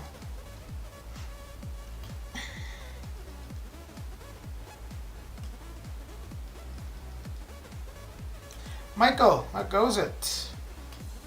What is up is I am knocking out some arenas. What are you up to?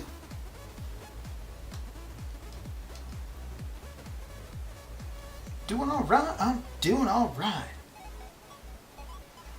Yeah, so I started a fair bit earlier than normal because I was slacking getting my 6 stars on the go.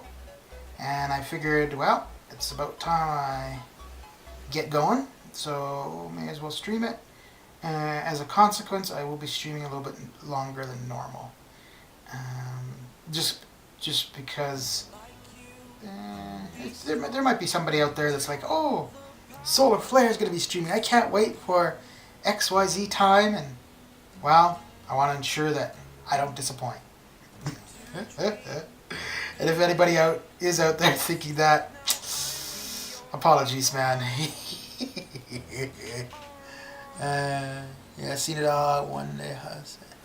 Listen to soundtrack a lot. I just woke up. Consequences, more time to hang out with us. Yeah. So, there's two things. One, when what am I doing?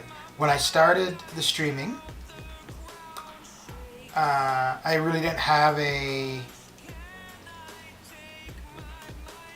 set idea of time. A set idea of time of when I wanted to be streaming, and I was a little bit reluctant to commit to a time. Reason for being reluctant to commit to a time is just if I say this is the time I'm going to be streaming, then I want to make sure I can stick to that time. So that's why, like I said, I'll be streaming later. And then two, maybe this is kind of egotistical, but I didn't want to start streaming and have people not rely on me, expecting me to be there, and then, a month or two in be like, I'm bored of it, I don't want to do it anymore. So I wanted to do it consistently, and then to know I was going to be doing it for a while. So I think the consistent part I've kind of got down, and then I'm pretty sure I'm going to be doing this at least 6 months. I don't see doing it any less. Well, actually, no. For the most part, I think I'll be doing this as long as I'm doing arenas, which I like the units, so I'll probably be doing arenas a lot. And as long as there's, well, actually, just one talkative person in chat, I'm good to go. I just got my new set. I bought it earlier before sleeping. Oh, is it wireless?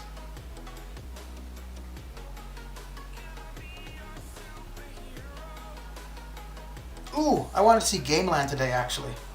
It's somebody who's in the stream kind of often. 'Cause I think I'm pretty sure he's from Georgia. And I ran across something the other day on YouTube from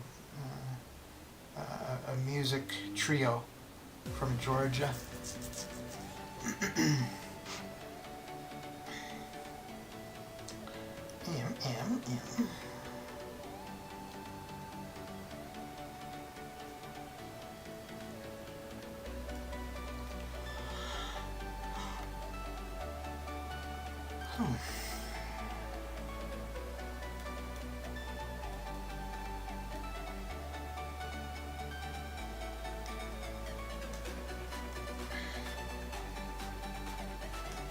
So you guys have any thoughts on what Cosmic Ghost Rider is going to go for?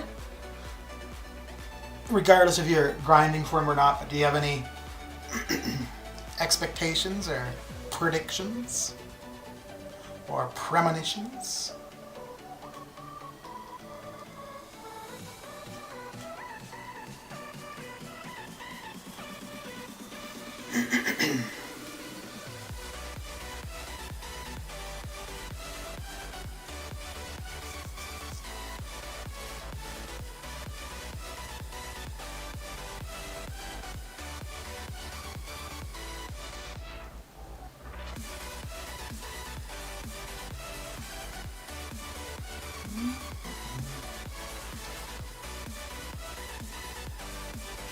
Ah, Lord. Okay, oh, we still have the old one. Cool. With so much he has been hyped, I'm expecting it to be over 90. Yeah, I wouldn't be surprised.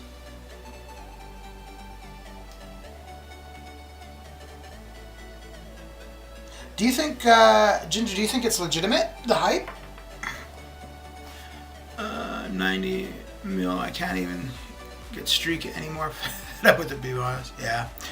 Based on the hype around the character himself and all the showcasing of him, I suspect he'll 95 to 96. Shit. Oh, damn, my predictions are way off then. I think I got him at 88. 88 and 16. The 16, I think, let me take a quick look, I think would end up being the highest for a 4-star feature.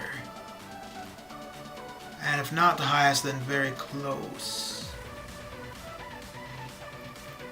Yeah, the 16 would be the highest. Yeah. Huh.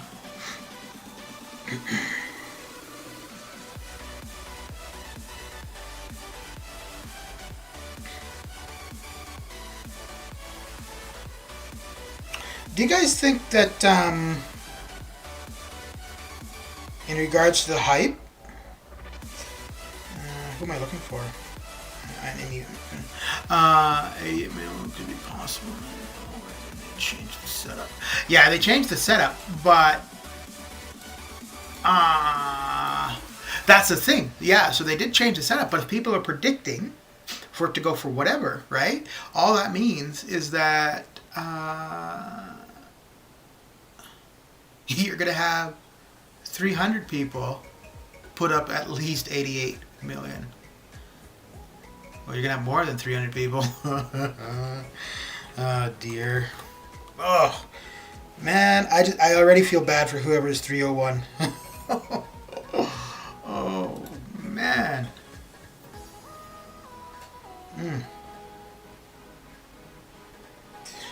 I'm not sure whether he is really good to be that great for average players like myself. Mr. Osmond, how you doing? Oh, okay. So I just looked at the stream myself now, and yeah, that the prediction text is, if you're looking at it on a computer monitor, it's actually not bad at all. So good to know.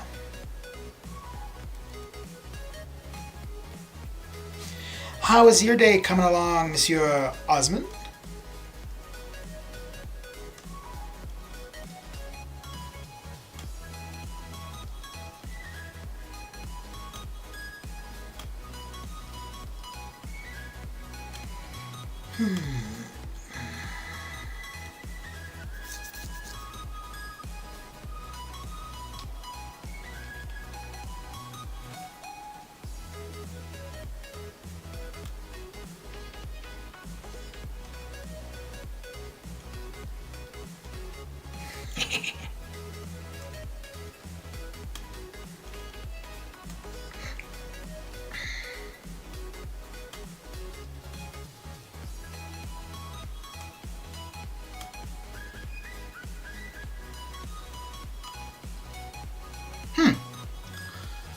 Grinding area, I have 3k units after 3 rounds of grind.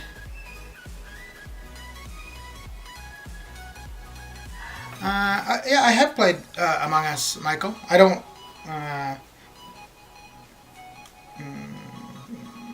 seek it out, but yeah, if people are playing and they need somebody else, I'd play. I think the only time I wouldn't, obviously, so I'm streaming, but other than that, yeah. I'd be down to play.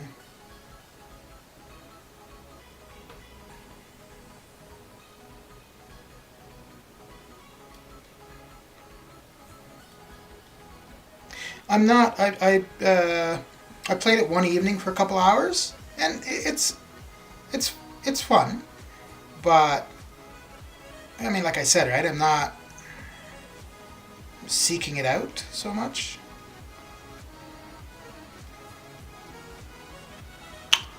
I wonder how. Yeah, it's interesting because it's been out since 2018 or 2016. Let's see.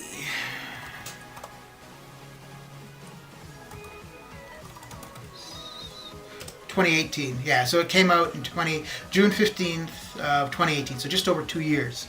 Um, and as far as I know, it's only like the last, just over the summer, right, where it really became a thing.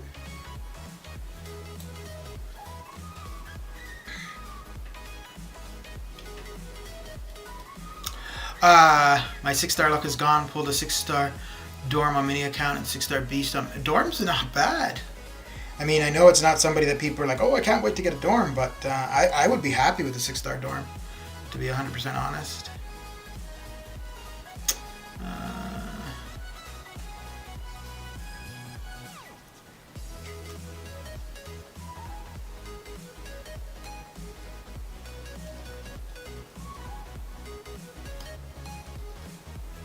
So this isn't knocking the game Among Us or anything like that. This is just what I think.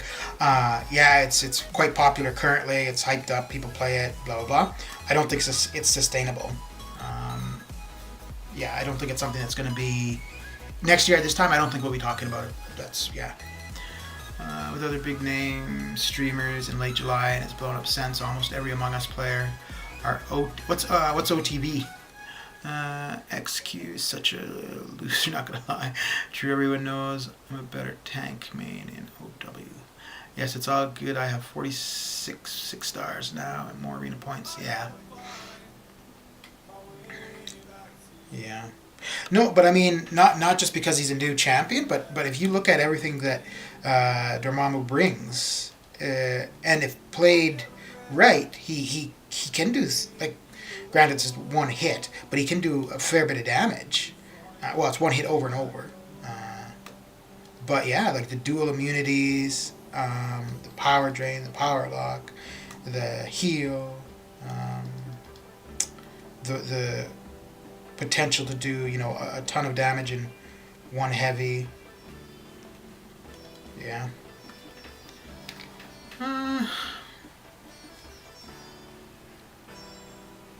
Wow, I can't believe Donamo is so easy to shallow evade intercept. You mean using her or against her if you're playing against her? So if you're talking about playing against her, the way her medium is performed, yeah, makes her very counterable. So it was actually kind of, when she first came out, mainly because of the Lucky Unlucky, she was kind of difficult, but once people realized how easy she was to intercept, yeah, she kind of became a joke defender.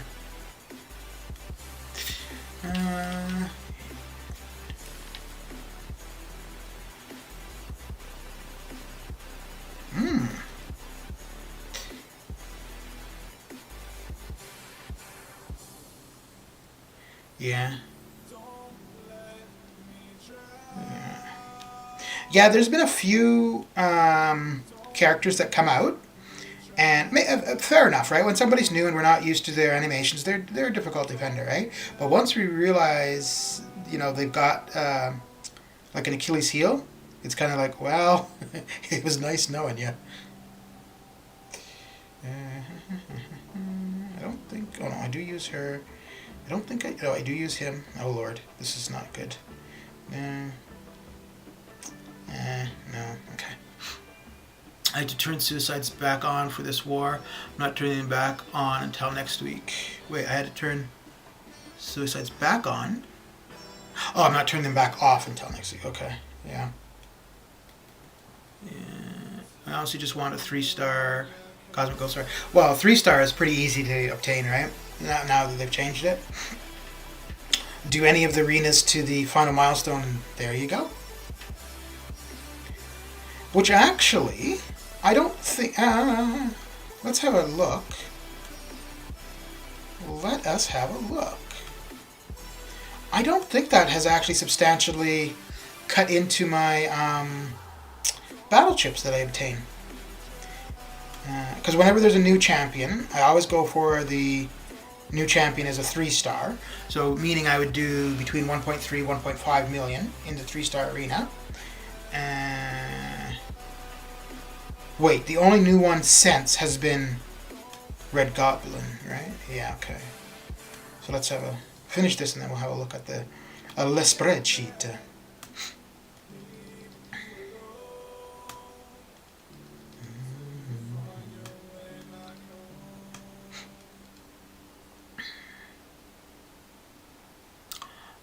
Just 100% Act 6. Yeah, the Grandmaster was a very fun fight. It was neat because it was a fight where a couple things. One, you basically just do what you're told, and two, anybody is some are better than others, but it's not like you have to have this champ or that champ to get it done. It's basically just bring a champion and do what you're told. Don't screw up, and you're good. The first time I faced him, he kicked my ass. Most of the time he kicked my ass. But the last like 3 times it was like, oh my lord, who's your daddy? I'm about to open my Nexus. Ooh, yes, let us know who you receive. Good luck indeed. So, what we're gonna look at here? We're gonna look at.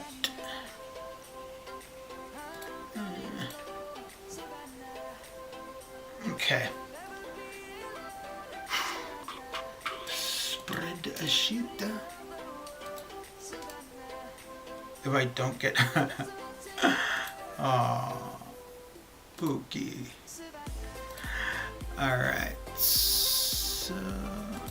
look at the spreadsheet. Yeah, we'll leave the game in the background. Okay. Do I need to blow that up a little bit? Probably, eh? So when did the arena changes happen? Okay, let's see here. Arena tracking. Red Goblin. Okay, so Red Goblin was first in October 8th. Okay. Yeah, okay. Yeah. So, this would be the first one where...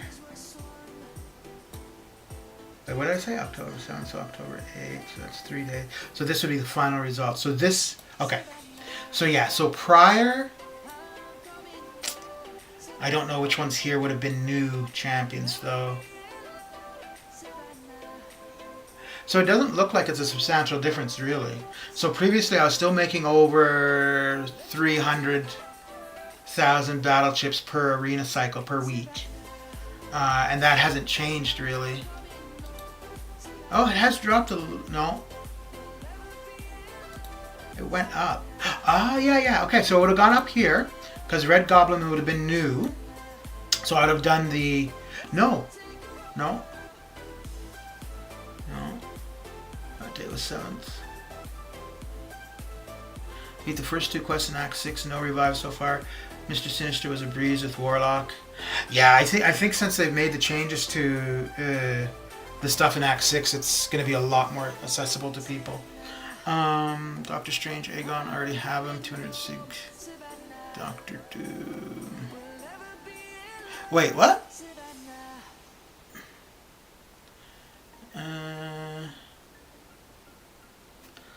So, the October 11th ones, Red Goblin would have been from the milestones. So I don't know why I would have gotten so many battle chips then.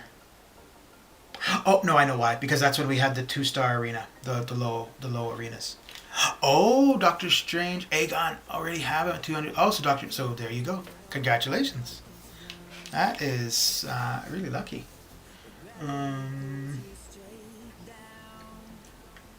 Yeah, so okay, so Cosmic Ghost Rider. So actually, yeah, the results on Sunday will be a good comparison.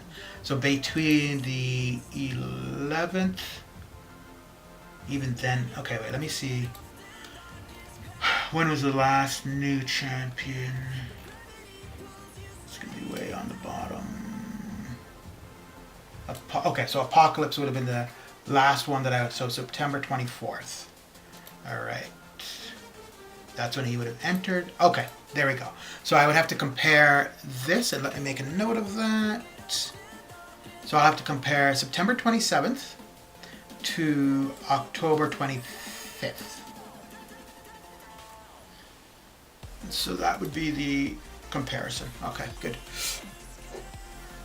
Good to know. Spreadsheet gone.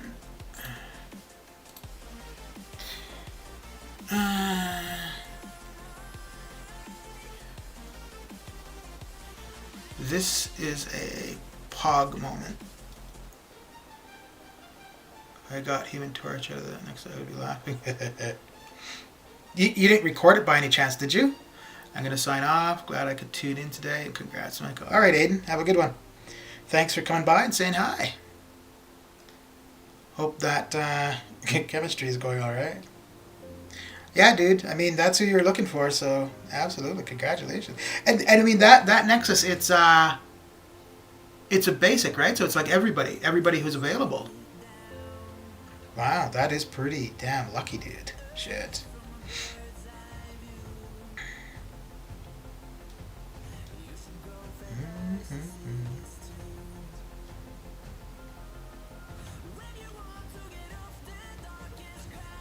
Well, and that also saves you because from whenever you get around to doing Abyss, when you get the class Nexus, you don't need to go for Mystic.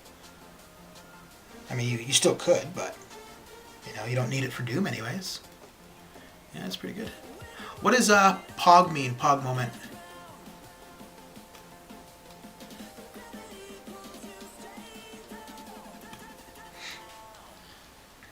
Well, yeah, man, if you've already got Aegon, and now you have Doom, at least the first path of Abyss is going to be a lot easier. Now, you're going to get people that are going to be like, oh, Doom's not good for the Abyss, or there's better, blah, blah. Absolutely. For certain fights, he's not the best. But overall, he's a pretty good choice. So, yeah.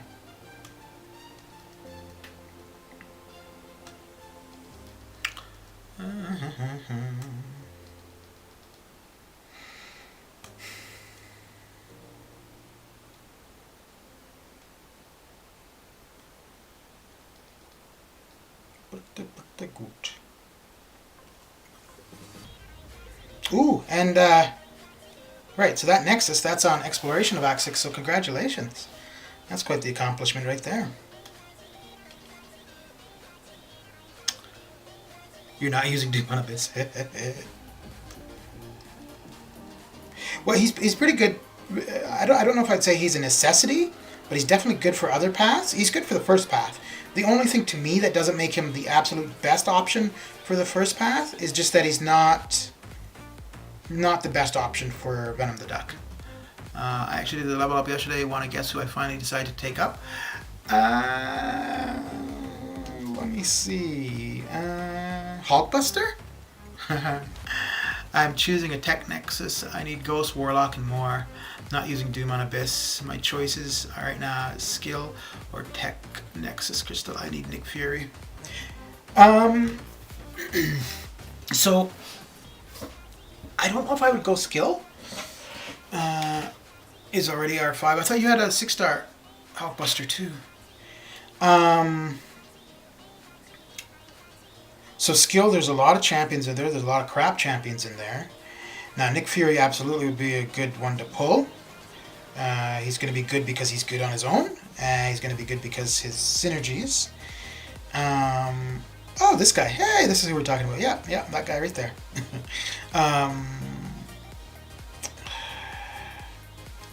Well, okay, but here's the thing, I guess, because by the time you get it done, Hitmonkey should be there in the basic too. Maybe he already is. So that would increase your options. You have Aegon, so obviously that's not a necessity. Yeah, yeah. Mr. Glisser, how goes it? So yeah, other than Stealthy, Nick, Hitmonkey by then. Well, I mean, I guess it also comes to preference, right? Like some people really like Deadly Origin, some people really like Squirrel Girl, so those could be options too. But let's look at like the best of the best that bring the most to your roster. So you'd be looking at Aegon, you don't need him. Nick Fury, great. Stealthy, kind of situational, but still good. Whereas in tech, there's not that many to choose from tech.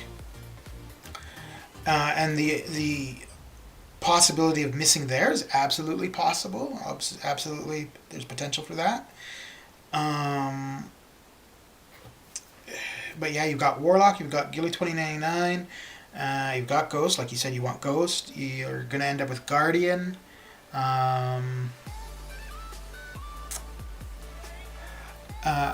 you intending to spend money for Cyber Monday, Michael? And I'm guessing you're already Thronebreaker, right?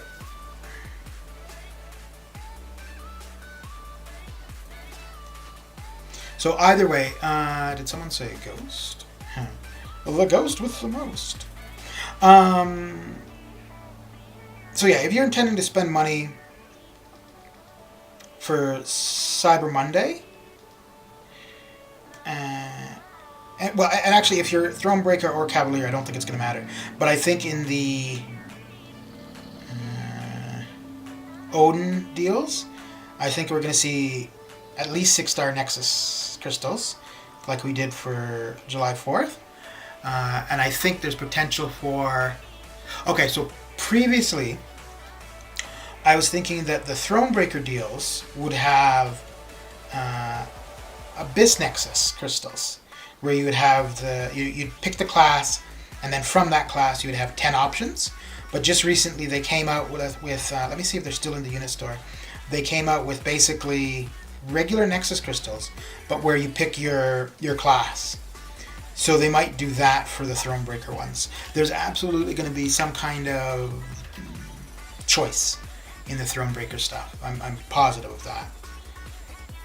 There probably would be in the Cavalier, but maybe just...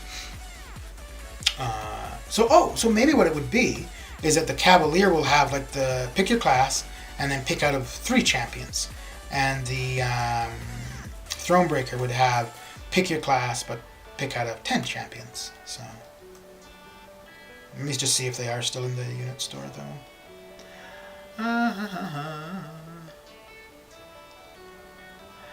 Magnetos to R2. Very good, very good. Yeah, that should come in handy.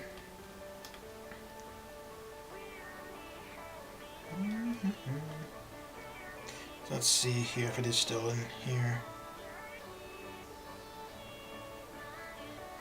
Oh, no, it's gone. Okay. But yeah, there was a, let me just make sure. I think it was I'm not sure of how much it was. But it was at least 1,000 units. I think there were 5-star shards. There was a Nexus where you could pick the class. A 5-star Nexus where you could pick the class. And, yeah. Yes. Swear to God, if I get a Human Torch, it would be insane. Yesterday I almost got Dr. Doom, but instead rolled over it. And... wait, so yesterday I had mixed feelings. Yesterday I almost got Dr. Doom, but instead rolled over a Human Torch. So you got Human Torch, or you? I'm not too sure what you're saying there. My 6-star 2 at the moment is Corvus, Doom, Lost, Claire, and Sunspot. I was mad, salty, and happy at the same time.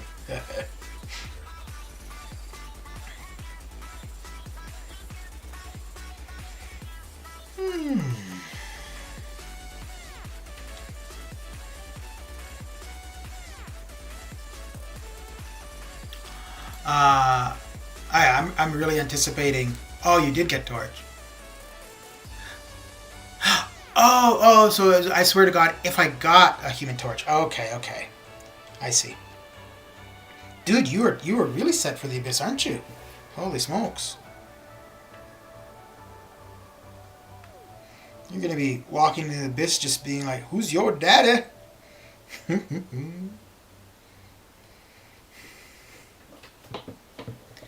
worth it since I already have it up with him now. Yeah.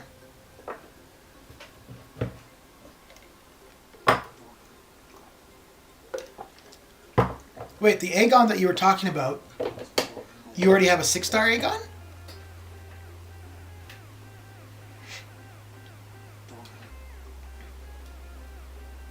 My mini account is ready for Abyss as well. Just gotta get the units and I'm ready to go with the easy path. Nice. Look at you. Do you figure you'll do it on a second account? Or would you wait a while?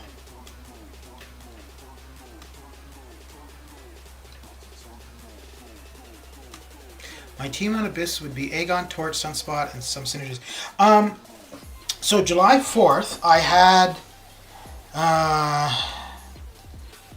July 4th, I had 16,000 units saved up.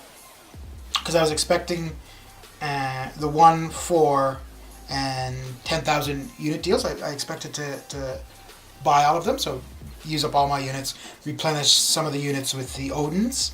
I ended up getting the Odins, so great. So I ended up with a bunch of extra units. And then the 10,000 unit deal I was not interested in. So I ended up with an extra 10,000 units basically at the end of July 4th. I think I'll buy only one deal on Cyber Week on my mini account and then I'll do the run. Cool. So I'm thinking if Cyber Weekend is something similar, right? If the unit deal for the 10K is not too enticing, and if I'm right in regards to the Thronebreaker Odins, where it's like an Abyss Nexus. Oh, you know what? Actually, saying this right now and thinking about it, there's a few 6-stars that I would like. There's none that I need to get anything done that is currently available in the game. So I might do like you, Osmond, to get one Odin deal. And we'll see how things work out. But anyways, so the main point I'm trying to get at is if I, for whatever reason, end up not going for the 10K unit offer for Cyber Monday, and I end up with a ton of units left over, so I should end up with roughly 30,000, or the way it's looking, maybe about 31, just over 31,000 units by the 29th of November. So if I don't use 10,000 and I'm still at 30,000 after that, I may run Path 1 of the Abyss again. Not for, I'm not going to get anything out of it. The reason being, I wouldn't substantially change up my team. Actually, no, I might. So I think I would bring in Symbiote Supreme rather than Doom. Possibly. I would bring in Proxima rather than Heimdall. And I definitely would be streaming it. There is no way I would run the first path in Abyss just for kicks. I would definitely be streaming it. Yeah. So we'll see how that goes. I won't be doing that though if I do go for that 10K offer. Mr. Man Falcon, how goes it? Yeah, so because I started early, I figure I'll go a little bit longer just because I want to be relatively consistent with my stream time. The game is consistent with crashing. Just so that, if people, the few people that are consistent are like, oh, well, I missed his stream because, I streamed early, so, yeah. I'm saving up 15K units. 15,000 units for the Abyss, Michael? Also, should I use Suicide Mastery again? So, I'm assuming that you would be using Aegon for Thing, because you want to build your combo. Now, the one thing with Aegon on Thing is you're obviously going to need to control his rock stacks, so fine. If you're good at controlling his rock stacks, then you could be using your L1 to build up your combo. If you're using your L1 consistently, obviously that's going to tick down due to recoil. So that would be a consideration. However, you don't need to use your L1, right? It's going to give you, 4 or 5 extra hits, so that's great. But it's not necessary, so you could skip using your L1 and just hold on to your L3, right? Just never use your L3. Unless it gets you backed into a corner, or, you've run out of the max amount of hits and blah, blah, blah, that kind of stuff. In which case, yeah, leave your suicides, because once you're over 100 hits, 5, you have the possibility of dropping off your debuffs, and once you're at 100, it's 100%. So in which case, yeah, you could leave on suicides for Thing and for Omega Red, because again, Omega Red, same thing. You're not going to use. You could use your L1 to build your combo. Bring Aegon for Thing and the boss fights. Well, they're all bosses. Yeah, same thing for Omega Red. You could use your L1 to continually build your combo, get that few extra hits in there. You're obviously not going to use your L2. And your L3, again, you're going to use if you get back to the corner, or if you've run out of the maximum amount of hits and he's at his enrage, and you want to just, get 3 combos in before you quit out. Now, that being said, past those 2 fights, what's the third one? Quake? So past those 2 fights, you're still going to use Aegon, but you're going to end up using other champions along the way as well. So let me just see if I have a map here. Let me see.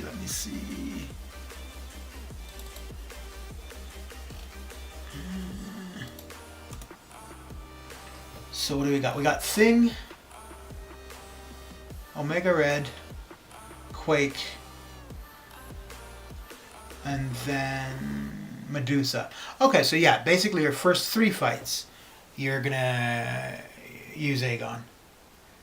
So yeah, so for your first 3 fights, yeah, leave your suicides on. When you get to Medusa, then take them off, basically. And then leave them off from there on. And when you get to the Collector, put them back on for Aegon, and yeah, go to town. Oh, you're intending to use Sunspot for most of it. Interesting. Okay.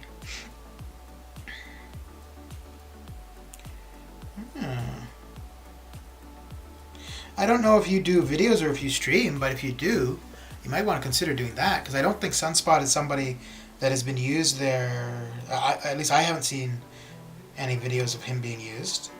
So that'd be kind of interesting to see.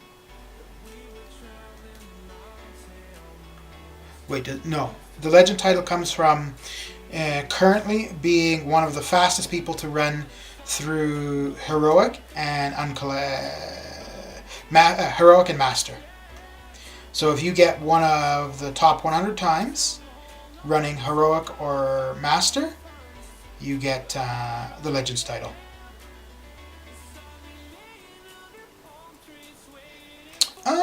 Well, so the thing with Sunspot, I'm no expert on him.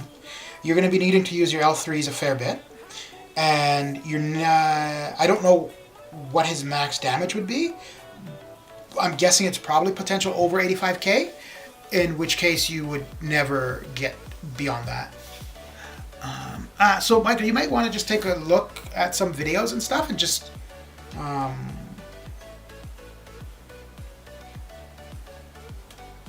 get an idea of common teams that are used. You can still go in with whoever you're intending, but at least have an idea of what most people have done and how well it's worked out for them. But like I said, if you are intending to use Sunspot and you do make videos, or if you do make videos, or if you stream and you're intending to use Sunspot, you should definitely put that out there, because it's something that's, like I said, not for what I've looked for. There's definitely no content with him in the Abyss to any substantial amount. So it would definitely be interesting to see. So, Michael, to this point, have you done much research on the Abyss?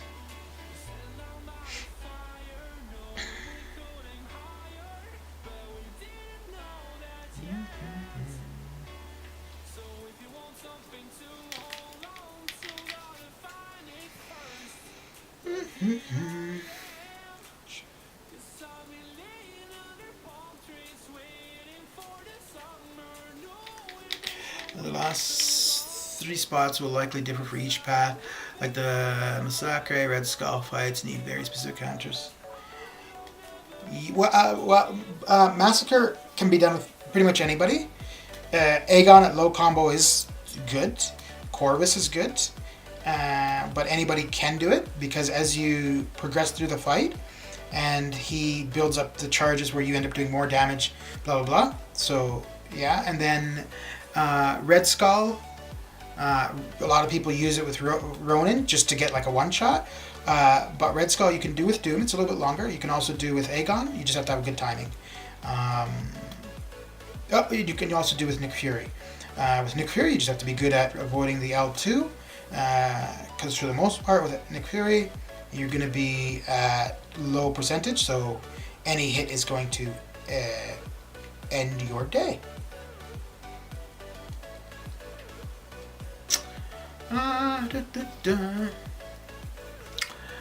Sunspot can't do it. He will run out of solar charges and he hit like a noodle.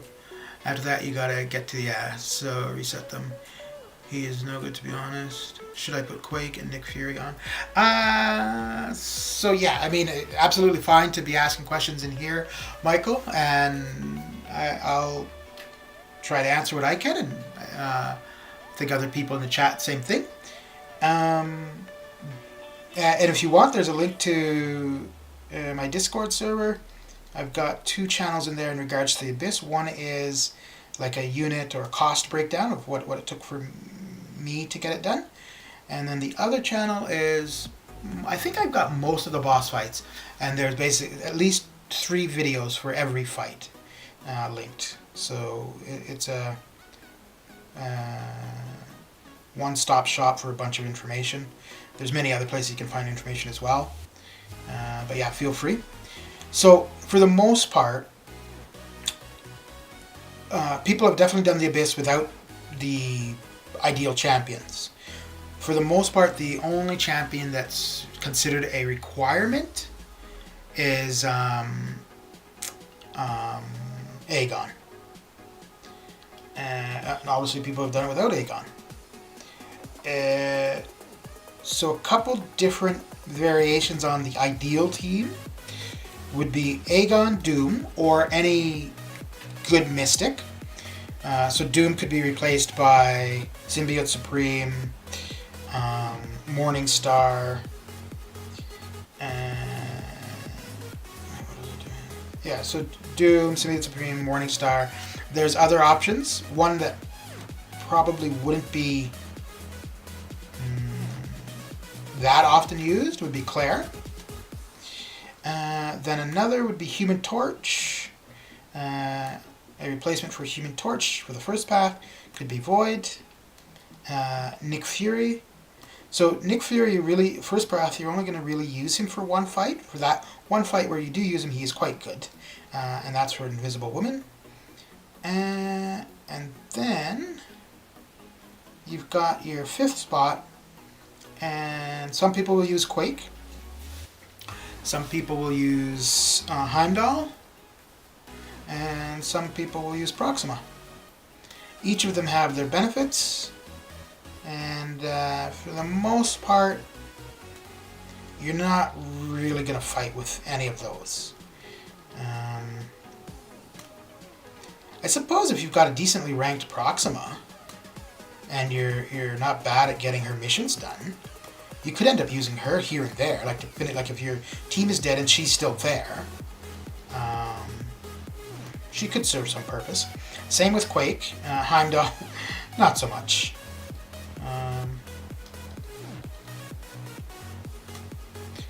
Let's see here. Yeah, should I use Omega Red instead of Doctor Doom? I got a R5 Proxima. No. So here's the team I used. I used Aegon, Doom, Heimdall, Void, and Nick. So like what I was saying previously, that I may consider rerunning the first path. Again, that was under very specific circumstances. The only change I would make is I would drop Heimdall and bring in Proxima. That's the only change I would make to my team for the first path. The reason being, why you're going to take Heimdall, he's going to benefit your entire team. He's going to allow your entire team to get a free death, in a sense. Why I didn't find him useful. There's a chance for you to be stunned by their... So the biggest benefit for having Heimdall is usually considered to be the Collector fight. So when the Collector kills you and you come back to life because of Heimdall, often you're stunned, meaning you can't do anything anyways. And during the time you're stunned and indestructible, the Collector is boning your ass, in which case you can't take advantage of it. Absolutely, there are circumstances where you can, but I didn't find it that beneficial. So that's why I would not use Heimdall again. Now, why I would use Proxima over Heimdall, I had a hard time with Thing. It took me 8 revives, and I didn't end up with a very high combo afterward. I think it was like 200 and something. So with Proxima, on Thing, mainly Thing, but Omega Red as well, because the first couple fights is where you want to be building your combo. So Proxima is going to allow you to take a hit and either make the decision to keep going or to quit out and save your combo. So that's great up front for building your combo. And who the hell am I looking for? Ah, yes. The other thing with Proxima, though, is as you go, you end up with Furies on you. And Proxima adds to your Furies. She makes them more potent, so you're doing more damage from them. So later on in the fight, she's beneficial because you're doing more damage. And that's substantial for the Collector. Because for the most part, with the Collector, all you're trying to do is as much damage as you can, as quickly as you can.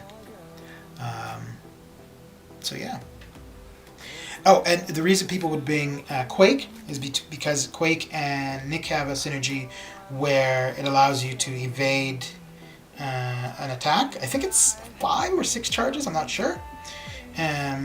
So yeah, so basically that means that's whatever the amount of charges is, that's that amount of times where you can evade an attack, which is great. So like, yeah, if you were to screw up at the beginning and you didn't get off a parry, well, you're going to avoid those hits. But once those charges are done for that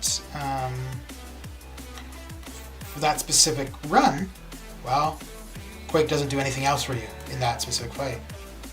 So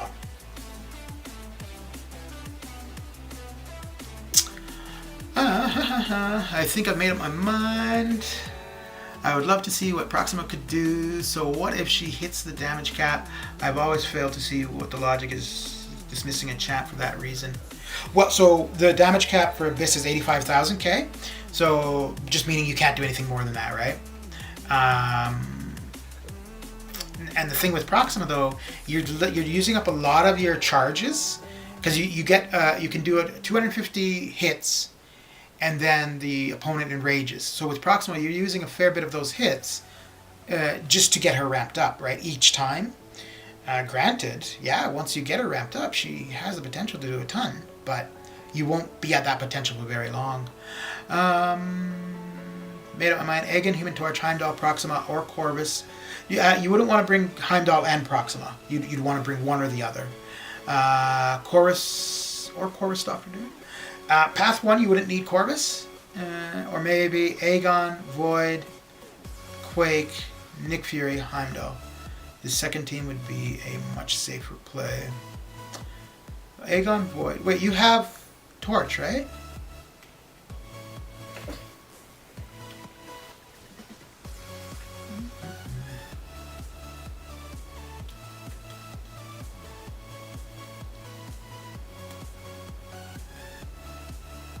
Yeah, so I think I said what like if I were to redo the first path, who I would use for who I have available. I would go with Aegon, probably Symbiote Supreme. I would use Doom again. The only reason I wouldn't want to is just the Venom the Duck fight. It was long, and I really didn't like it. So Aegon, Symbiote Supreme, Void, Nick, and Proxima. That would be my team. Mm-hmm. 16 hits to ramp Proxima and 5 parries. Well, it depends though, right? Because if you're going for the ultimate mission, you need 100 hits. So, but yeah, outside of that, then yeah. Venom the Duck makes me want to kill him. The Venom the Duck fight is actually very repetitive, but very easy with Symbiote Supreme. It's just repeatedly throwing your L3s. Venom.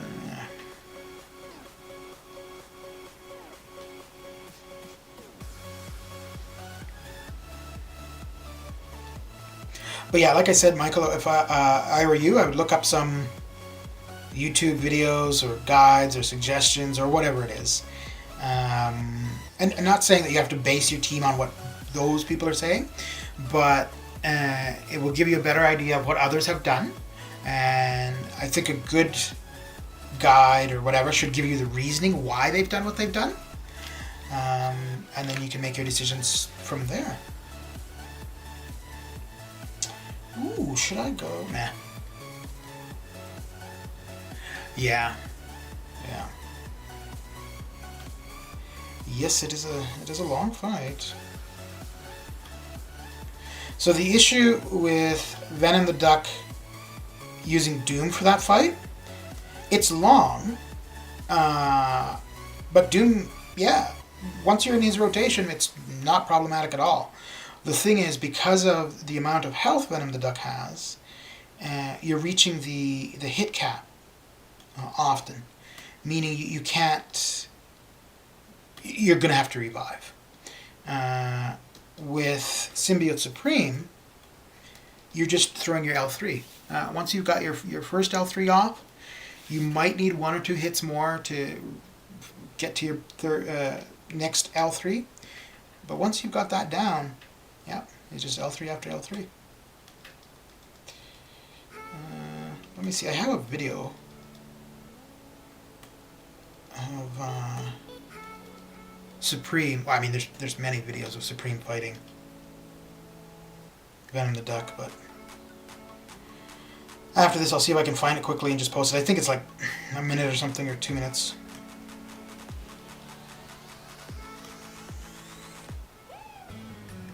Because the second time that I had Venom the Duck on a path, I was like, no, I'm not doing this with Doom again. So yeah, so I took Supreme for it.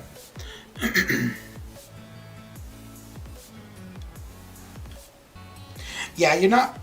Well, you've got Aegon, so you don't need Corvus on your first path. Okay, let me see if I can find this quickly.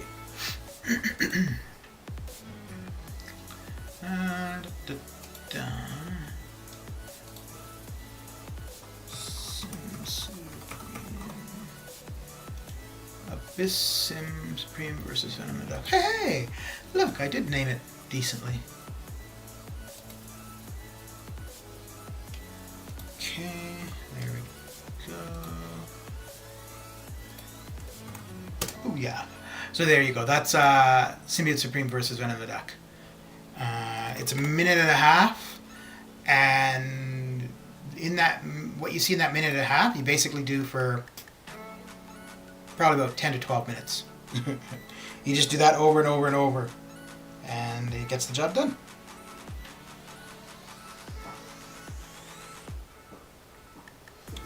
Okay.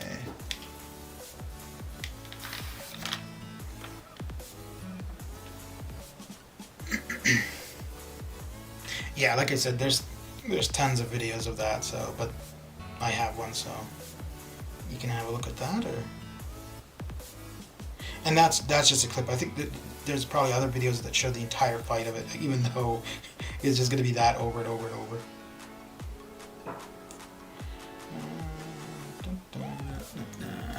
Oh joy, 10-12 minute long fight. All my desires are fulfilled in that. Yeah. But to be honest though, Man Falcon, at least with that one, yeah, it's long, but it's not like difficult, and once you're into the rhythm of it, you know it's going to be over. Like Red Skull can be long, Cord can be long, and those are ones where you know there's no guarantee that you're not going to die. So, you know.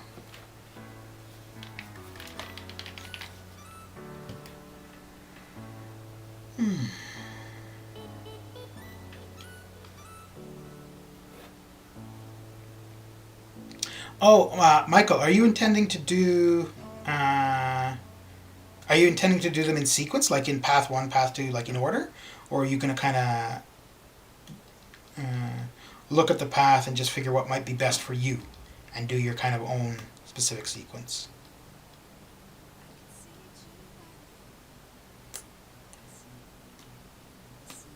Really? Oh, right. Well, I'll have to hold on to it. Yeah, I figured, you son of a... Ooh. Now that doesn't happen that often. So that was a synergy with Dormammu and Mordo. It gives you a chance where if you would be knocked out, that you come back at like 10% health. And it's not something that I see often, and I don't... Is it gonna... Ooh. Oh, damn it! Well, it didn't benefit me anyways. Ah. Oh well, it wasn't a 6-star, so it's okay. I'll accept it. I'll allow it. Not like I have a choice. Okay.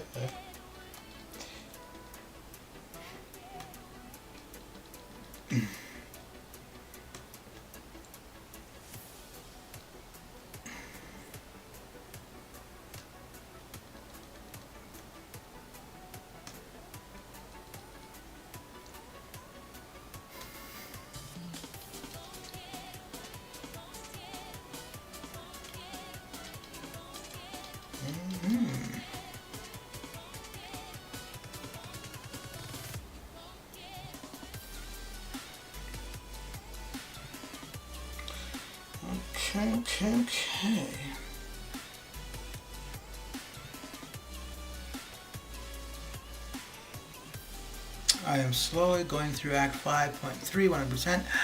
I sussed that Hade's Red Hog fight out too. Thanks for the tip. Oh, okay. Wait. Hade's Red Hog. Oh, the final one. Yeah. Coolio.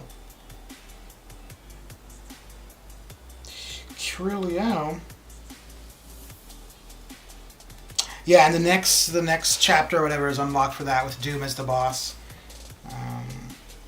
I don't know. I looked at it quickly. It doesn't look like it's going to be too bad. I think if I go in there with Corvus, and I have to be picky on the path I take, but I think it's going to be a very quick fight.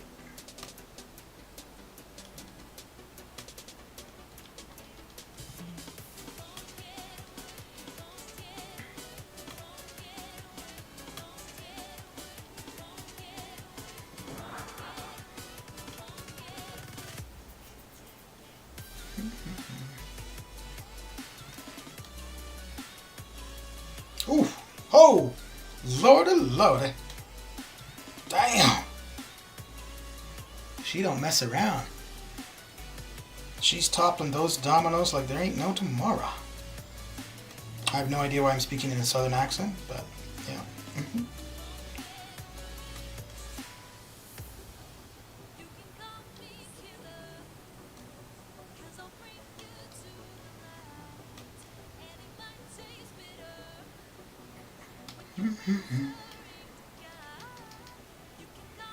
So I think this is going to be my first intentionally 3-hour stream. Wow. And I'm still alive. I'm amazed.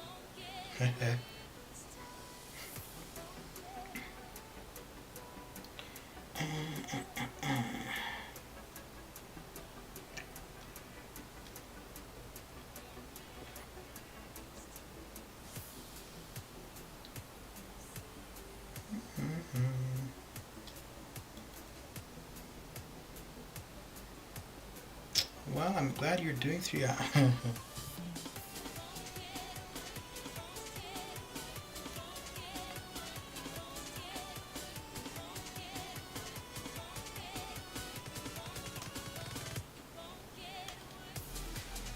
Yeah, I think overall I need to start doing at least 2 hours though, rather than the hour and a half. Yeah.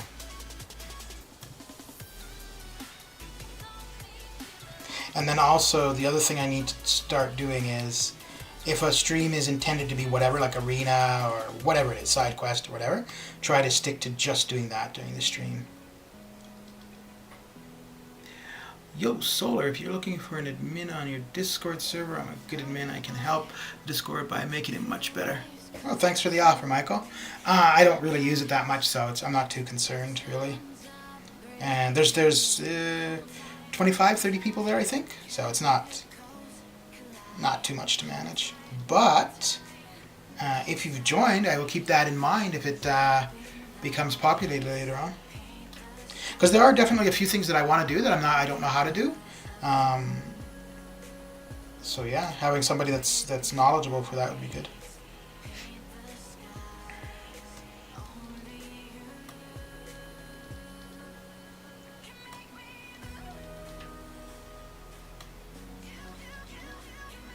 Actually, the main reason I did the Discord thing was just to learn how to do it and configure it. And then the other reason was I wanted to have that Abyss info somewhere. And I think it's more accessible and easier to go through that way as opposed to through videos. I do have some videos for the Abyss where it's just basically, it's the same kind of thing that's in Discord. It's just simply me reading it off pretty much.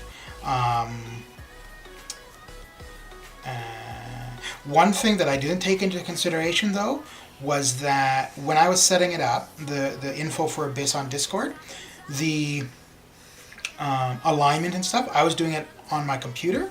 So I was thinking of it how it looks like from somebody looking at it on a monitor, not taking into account that probably a lot of people are using Discord from a mobile device. So that's something I need to take into account. And for anything that I add later on, I'm not too sure because I don't want to be doing it on my phone, but I'll have to keep that in mind when I'm doing sizing and stuff. The trick, I think, is figuring a good time to do it to avoid competition, but having said that, a few people are starting to want smaller streams so they can chat and ask questions. Yeah. Well, I mean, we're getting... So you've heard me say it before, Man Falcon, but my objective, is not to crash. My objective is just to have a couple people to chat with while I'm doing arenas. If I grow while doing that, great. If not, that's fine. As long as I've got 2-3 people or one talkative person, I'm good. So yeah. The one thing though about if you are streaming when there's other streamers on is the potential to raid or to be raided. So that could be a reason why you would want to stream. I mean, then you would be kind of specifically picking your time based on what others do, which is not really what I intend. But I mean, that would be a strategy too. To be honest, if you're trying to grow your channel, that'd be a very good strategy. I usually just lurk in the background. Yeah, and that's fine too. But like what I mean. So for example, if there were 75 people here watching and nobody talking in chat, that's fine. I probably would not be streaming. If I've got 3 people watching, 1 person talking, I'll stream. Yeah. I mean, maybe as time goes on, that could change, but currently that's the way I look at it for myself. So there have been a couple times where I've streamed in the evening, and there's sometimes there's like 2 or 3 people like as viewing, but nobody is talking, and I just find that very dull. So in that case, I would just go and I would end the stream and go watch TV and do the thing, or just lay in bed, listen to music, and do arena. But if it's so if the 3 people were talking, I'd be streaming. So yeah. Yeah. Well, and I mean, also, I think too, like, as it is currently, right? Like, there's not that many subscribers or viewers or whatever. So I don't even think that as a possibility of, whatever amount of viewers or all that kind of stuff. So that's not on my radar. So I'm not looking out for that from that point of view. If that ends up happening, then maybe I would change my perspective, but.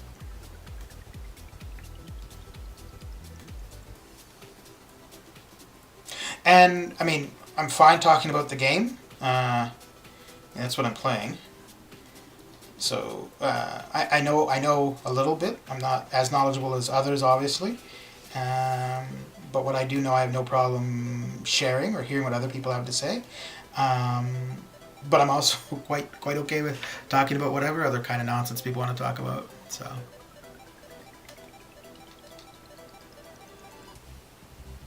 And again, I hope that wouldn't change. So I think maybe like if you're monetized or whatever, right, then you have to take that kind of stuff into consideration. So you have to be a little bit more cautious of what you're talking about on your stream, maybe. And I hope that doesn't change for me. Like if I'm doing this long enough to become monetized, I hope that I'm not going to be like, oh, I don't want to talk about political things because that could impact. So 2 things. One. I don't think I would ever want to rely on something else as providing for me, in a sense, right? Like, I mean, obviously, if you have a job and whatnot, it's the job who pays you and so on and so forth, right? But you don't go in and speak poorly of your boss or your work environment, right? So, like, if I wanted to criticize YouTube or I wanted to criticize MCOC or whatever, I hope I'm going to always do that. Because if I got to the point where I felt that I couldn't, well, that just wouldn't be me. And I don't know. Never mind the honesty with the viewers. I just wouldn't be being honest with myself, right? So.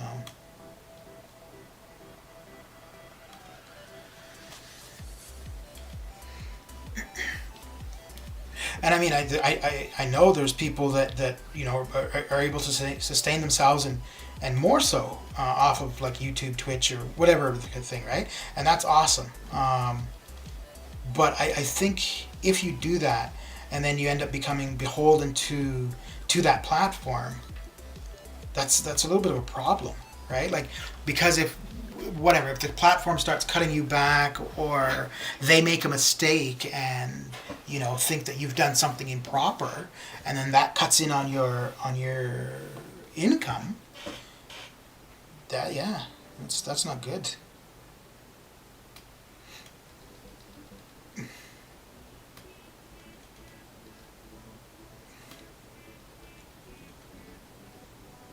I mean, and that to be said, I can have that point of view because I'm fortunate where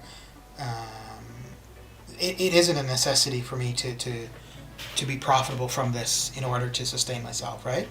And there's other people who absolutely they don't have that fortune, so I absolutely get that. I always used to criticize my job and boss, which could be one of the reasons I did not have a job.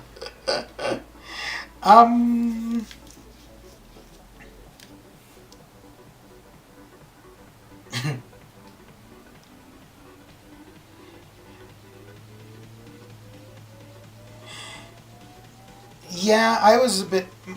Well, I didn't lose my job, but I think I could have gone back to the job if I wasn't as outspoken as I was. I don't think if I wanted to go back to the job currently, I don't think they would have me back. And to be 100% honest, if I were them, I wouldn't have me back. I don't think I was rude or. So there were things that didn't affect me, but they affected my coworkers, and so I think some people look at it like if this doesn't affect you, if you're not directly impacted, why are you saying anything about it, right? But for me, it was people that I worked with. I saw they weren't struggling, but I just didn't think things were fair.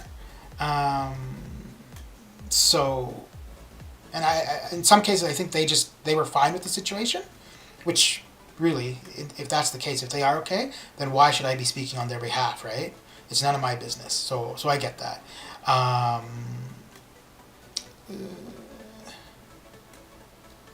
And yeah, and again, I think it was one of those things where, because I was fortunate, I was in a position where, well, they couldn't fire me for saying what I was saying anyways, but if I was in a position where my employment was lost because of what I was saying, I would have been okay. But yeah. So I have a feeling when when I decided to leave, they were probably pretty happy.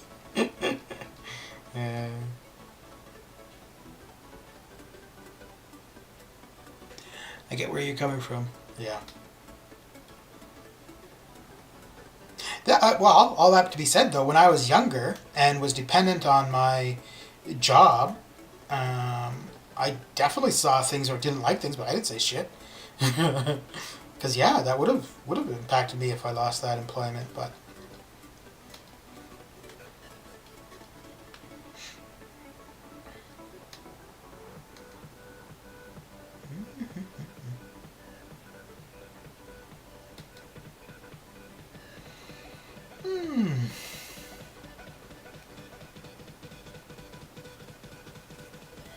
so I'll give you an example of what I'm talking about then. So I worked in IT, information technology, on the back end. So like the server maintenance and blah, blah, that kind of stuff. So it was like a help desk environment. So you had the frontline support, who would be the people that would pick up the phone and, oh, did you restart your computer? Oh, you need a new mouse, that kind of stuff, right? And my job was, oh, the servers, the files are gone. Okay, well, we need to do something about that, or there's been a security breach, or the person saying, do you need a mouse? They need support. That was my position. So what had happened was my position, they had changed the description of the job and what my responsibilities were. So fine. So they changed that. The pay didn't change. Okay, so be it. That takes some time to whatever, right? So what ended up happening is they made the pay change retroactive. So I'd been doing the extra responsibilities for about a year and a half without the extra pay. So then they gave us the extra pay. Oh, this was a terrible idea. This is why you don't talk when you're... Damn it. Fine, I'll just take the loss. So they gave us the pay retroactively. So I had about a year and a half of back pay that I got. Great. But the thing is, when my job description had changed, all good, man, Falcon. Have a good one. Thanks for coming by and saying hi. So when my job description had changed, so did the first level of support, right? The people, did you restart your computer? Do you need a new mouse? But for whatever reason, I don't know why, they were very slow in providing them with retroactive pay. So you had these people who had the added responsibility for, a year and a half, 8 months, whatever it was. But they weren't seeing the back pay. And we had a conference, and, we had their CEO there who was, this is the goal, this is where we're planning to go, blah, blah. And, okay, does anyone have any questions? So that was one of my questions. I stood up and I just said, like, okay, so, for the Tier 3 support, we've been compensated for the extra work and blah, blah, but the Tier 1 hasn't been. And, when is that intended to happen or whatever? And, I'm quite sure in a setting like that we were in, that was not an appreciated question. But hey, these are people I worked with day in, day out. They work just as hard as me. I don't see why I should get the extra money for doing the extra work when they don't. So... At age 37, 38, I just stopped putting up with BS. I would rather do a crap job with a good crew than an awesome job with a crap crew. Yeah. I quit going to work because they carried on employing someone who kept driving a forklift drunk and had already broke one person's leg. Oh my lord. I told him constantly either he goes or I do not show up. Well, yeah, because I mean that's impacting your safety, right? Shit. Well, geez, you'd think that the person who was injured, they would have a case, right?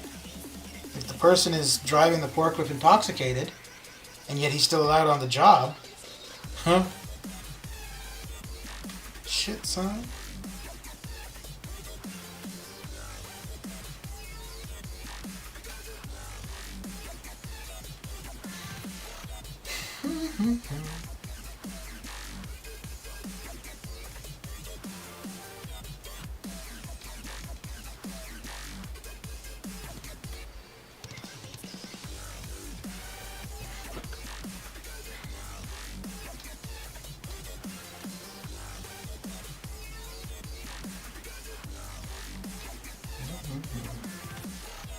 Well, this has been a pretty good arena session for me. I got the 6 stars done. I'm pretty close to where I'd normally want to be for the 5 stars, so yeah. This has been quite productive as far as arena running goes. Problem for me now is living on a small island and not speaking the language well. I cannot find work easily now. Where do you live, Ginger?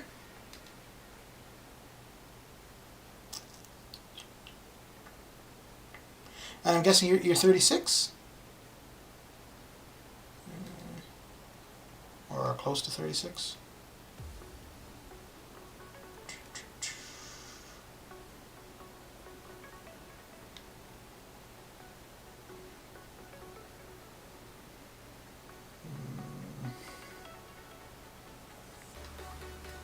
An island where you don't speak the language. So obviously you're an English speaker.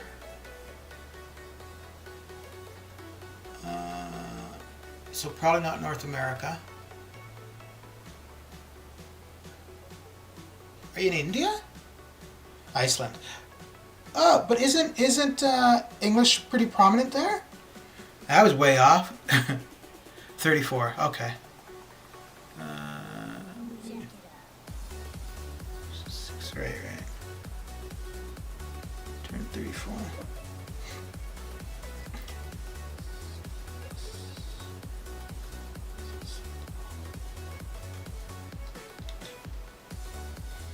How long have you been in Iceland? Well, yeah, I thought that, I know that's obviously not the native language, but I thought that English was pretty prominent there. Or is it more that just, like most people speak English, but you still are required to speak the official language, in a sense. Is it Icelandic or Danish that's the official language? Or something else?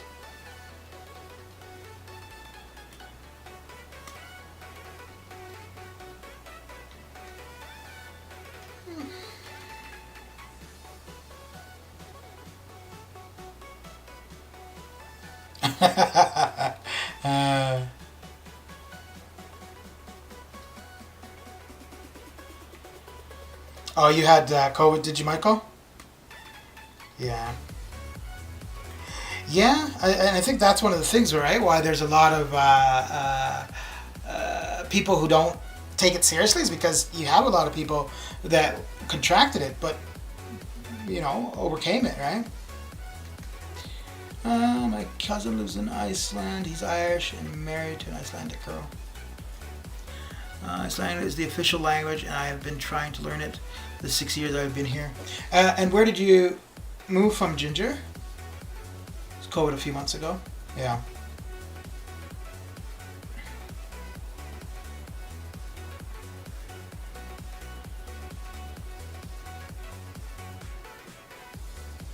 Oh, what the hell just happened there? Did you see that? Two champions at the same time. The help button went up, or help requested thing. Huh. Well, it's good that you recovered, Michael.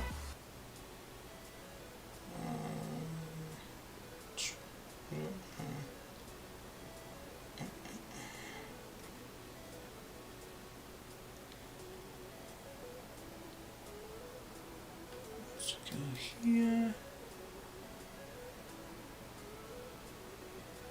Okay. That's right, COVID, so my ass didn't care. Yeah.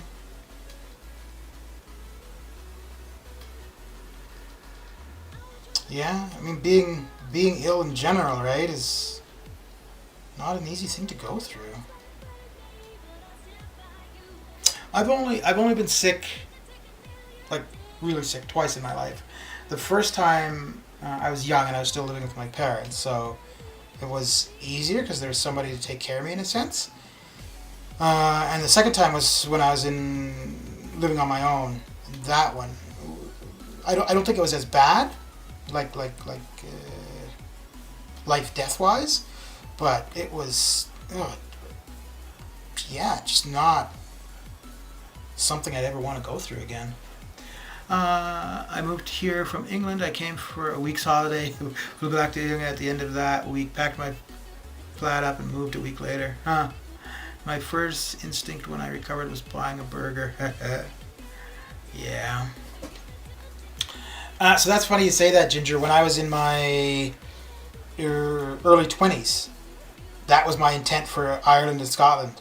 I was there for a 2-week vacation, came back to Canada, within 6 months obtained a British passport with the intent of going and living and, yeah, making that home. I never did. But that was the intent. So good for you for following through. So what was it? Was it a girl? Was it the scenery? Or was it a boy? Lifestyle? What was the appeal? Yeah.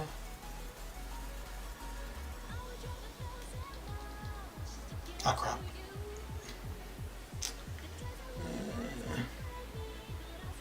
Fact that even a unbuffed Colossus counters Nick Fury in Blade. Yeah, well, immune to bleed. And does a ton of damage. And I wasn't even playing him as how you should. Alright.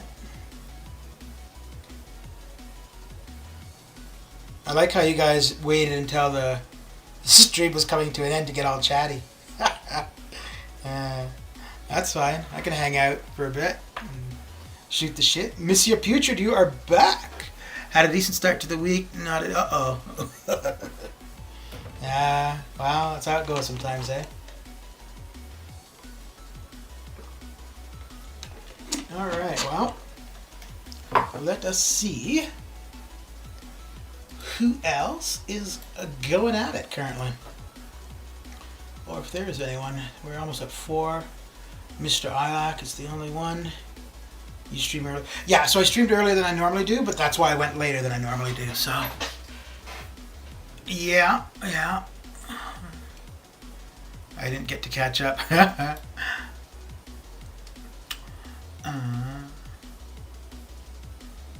But you already knew, yeah. Alright, so. I'm sure most of you already know that Mr. Ilac is live and probably checking him out, but head on over with the good old tried and true. And there is the URL. Partly a girl and partly the scenery. The place I live right now is an island off the main part of Iceland. Oh, okay. That can only be accessed by boat or plane and only has around 5,000 people on it. Nice. Okay. Not bad, not bad. But yeah, so that does it for this first iteration of the Cosmic Ghost Rider Arena stream. I'll be back tomorrow with part 2. But yeah, thanks for coming, hanging out, and keeping me company. For everybody in chat, it's good to see you. Take care. Have a good one.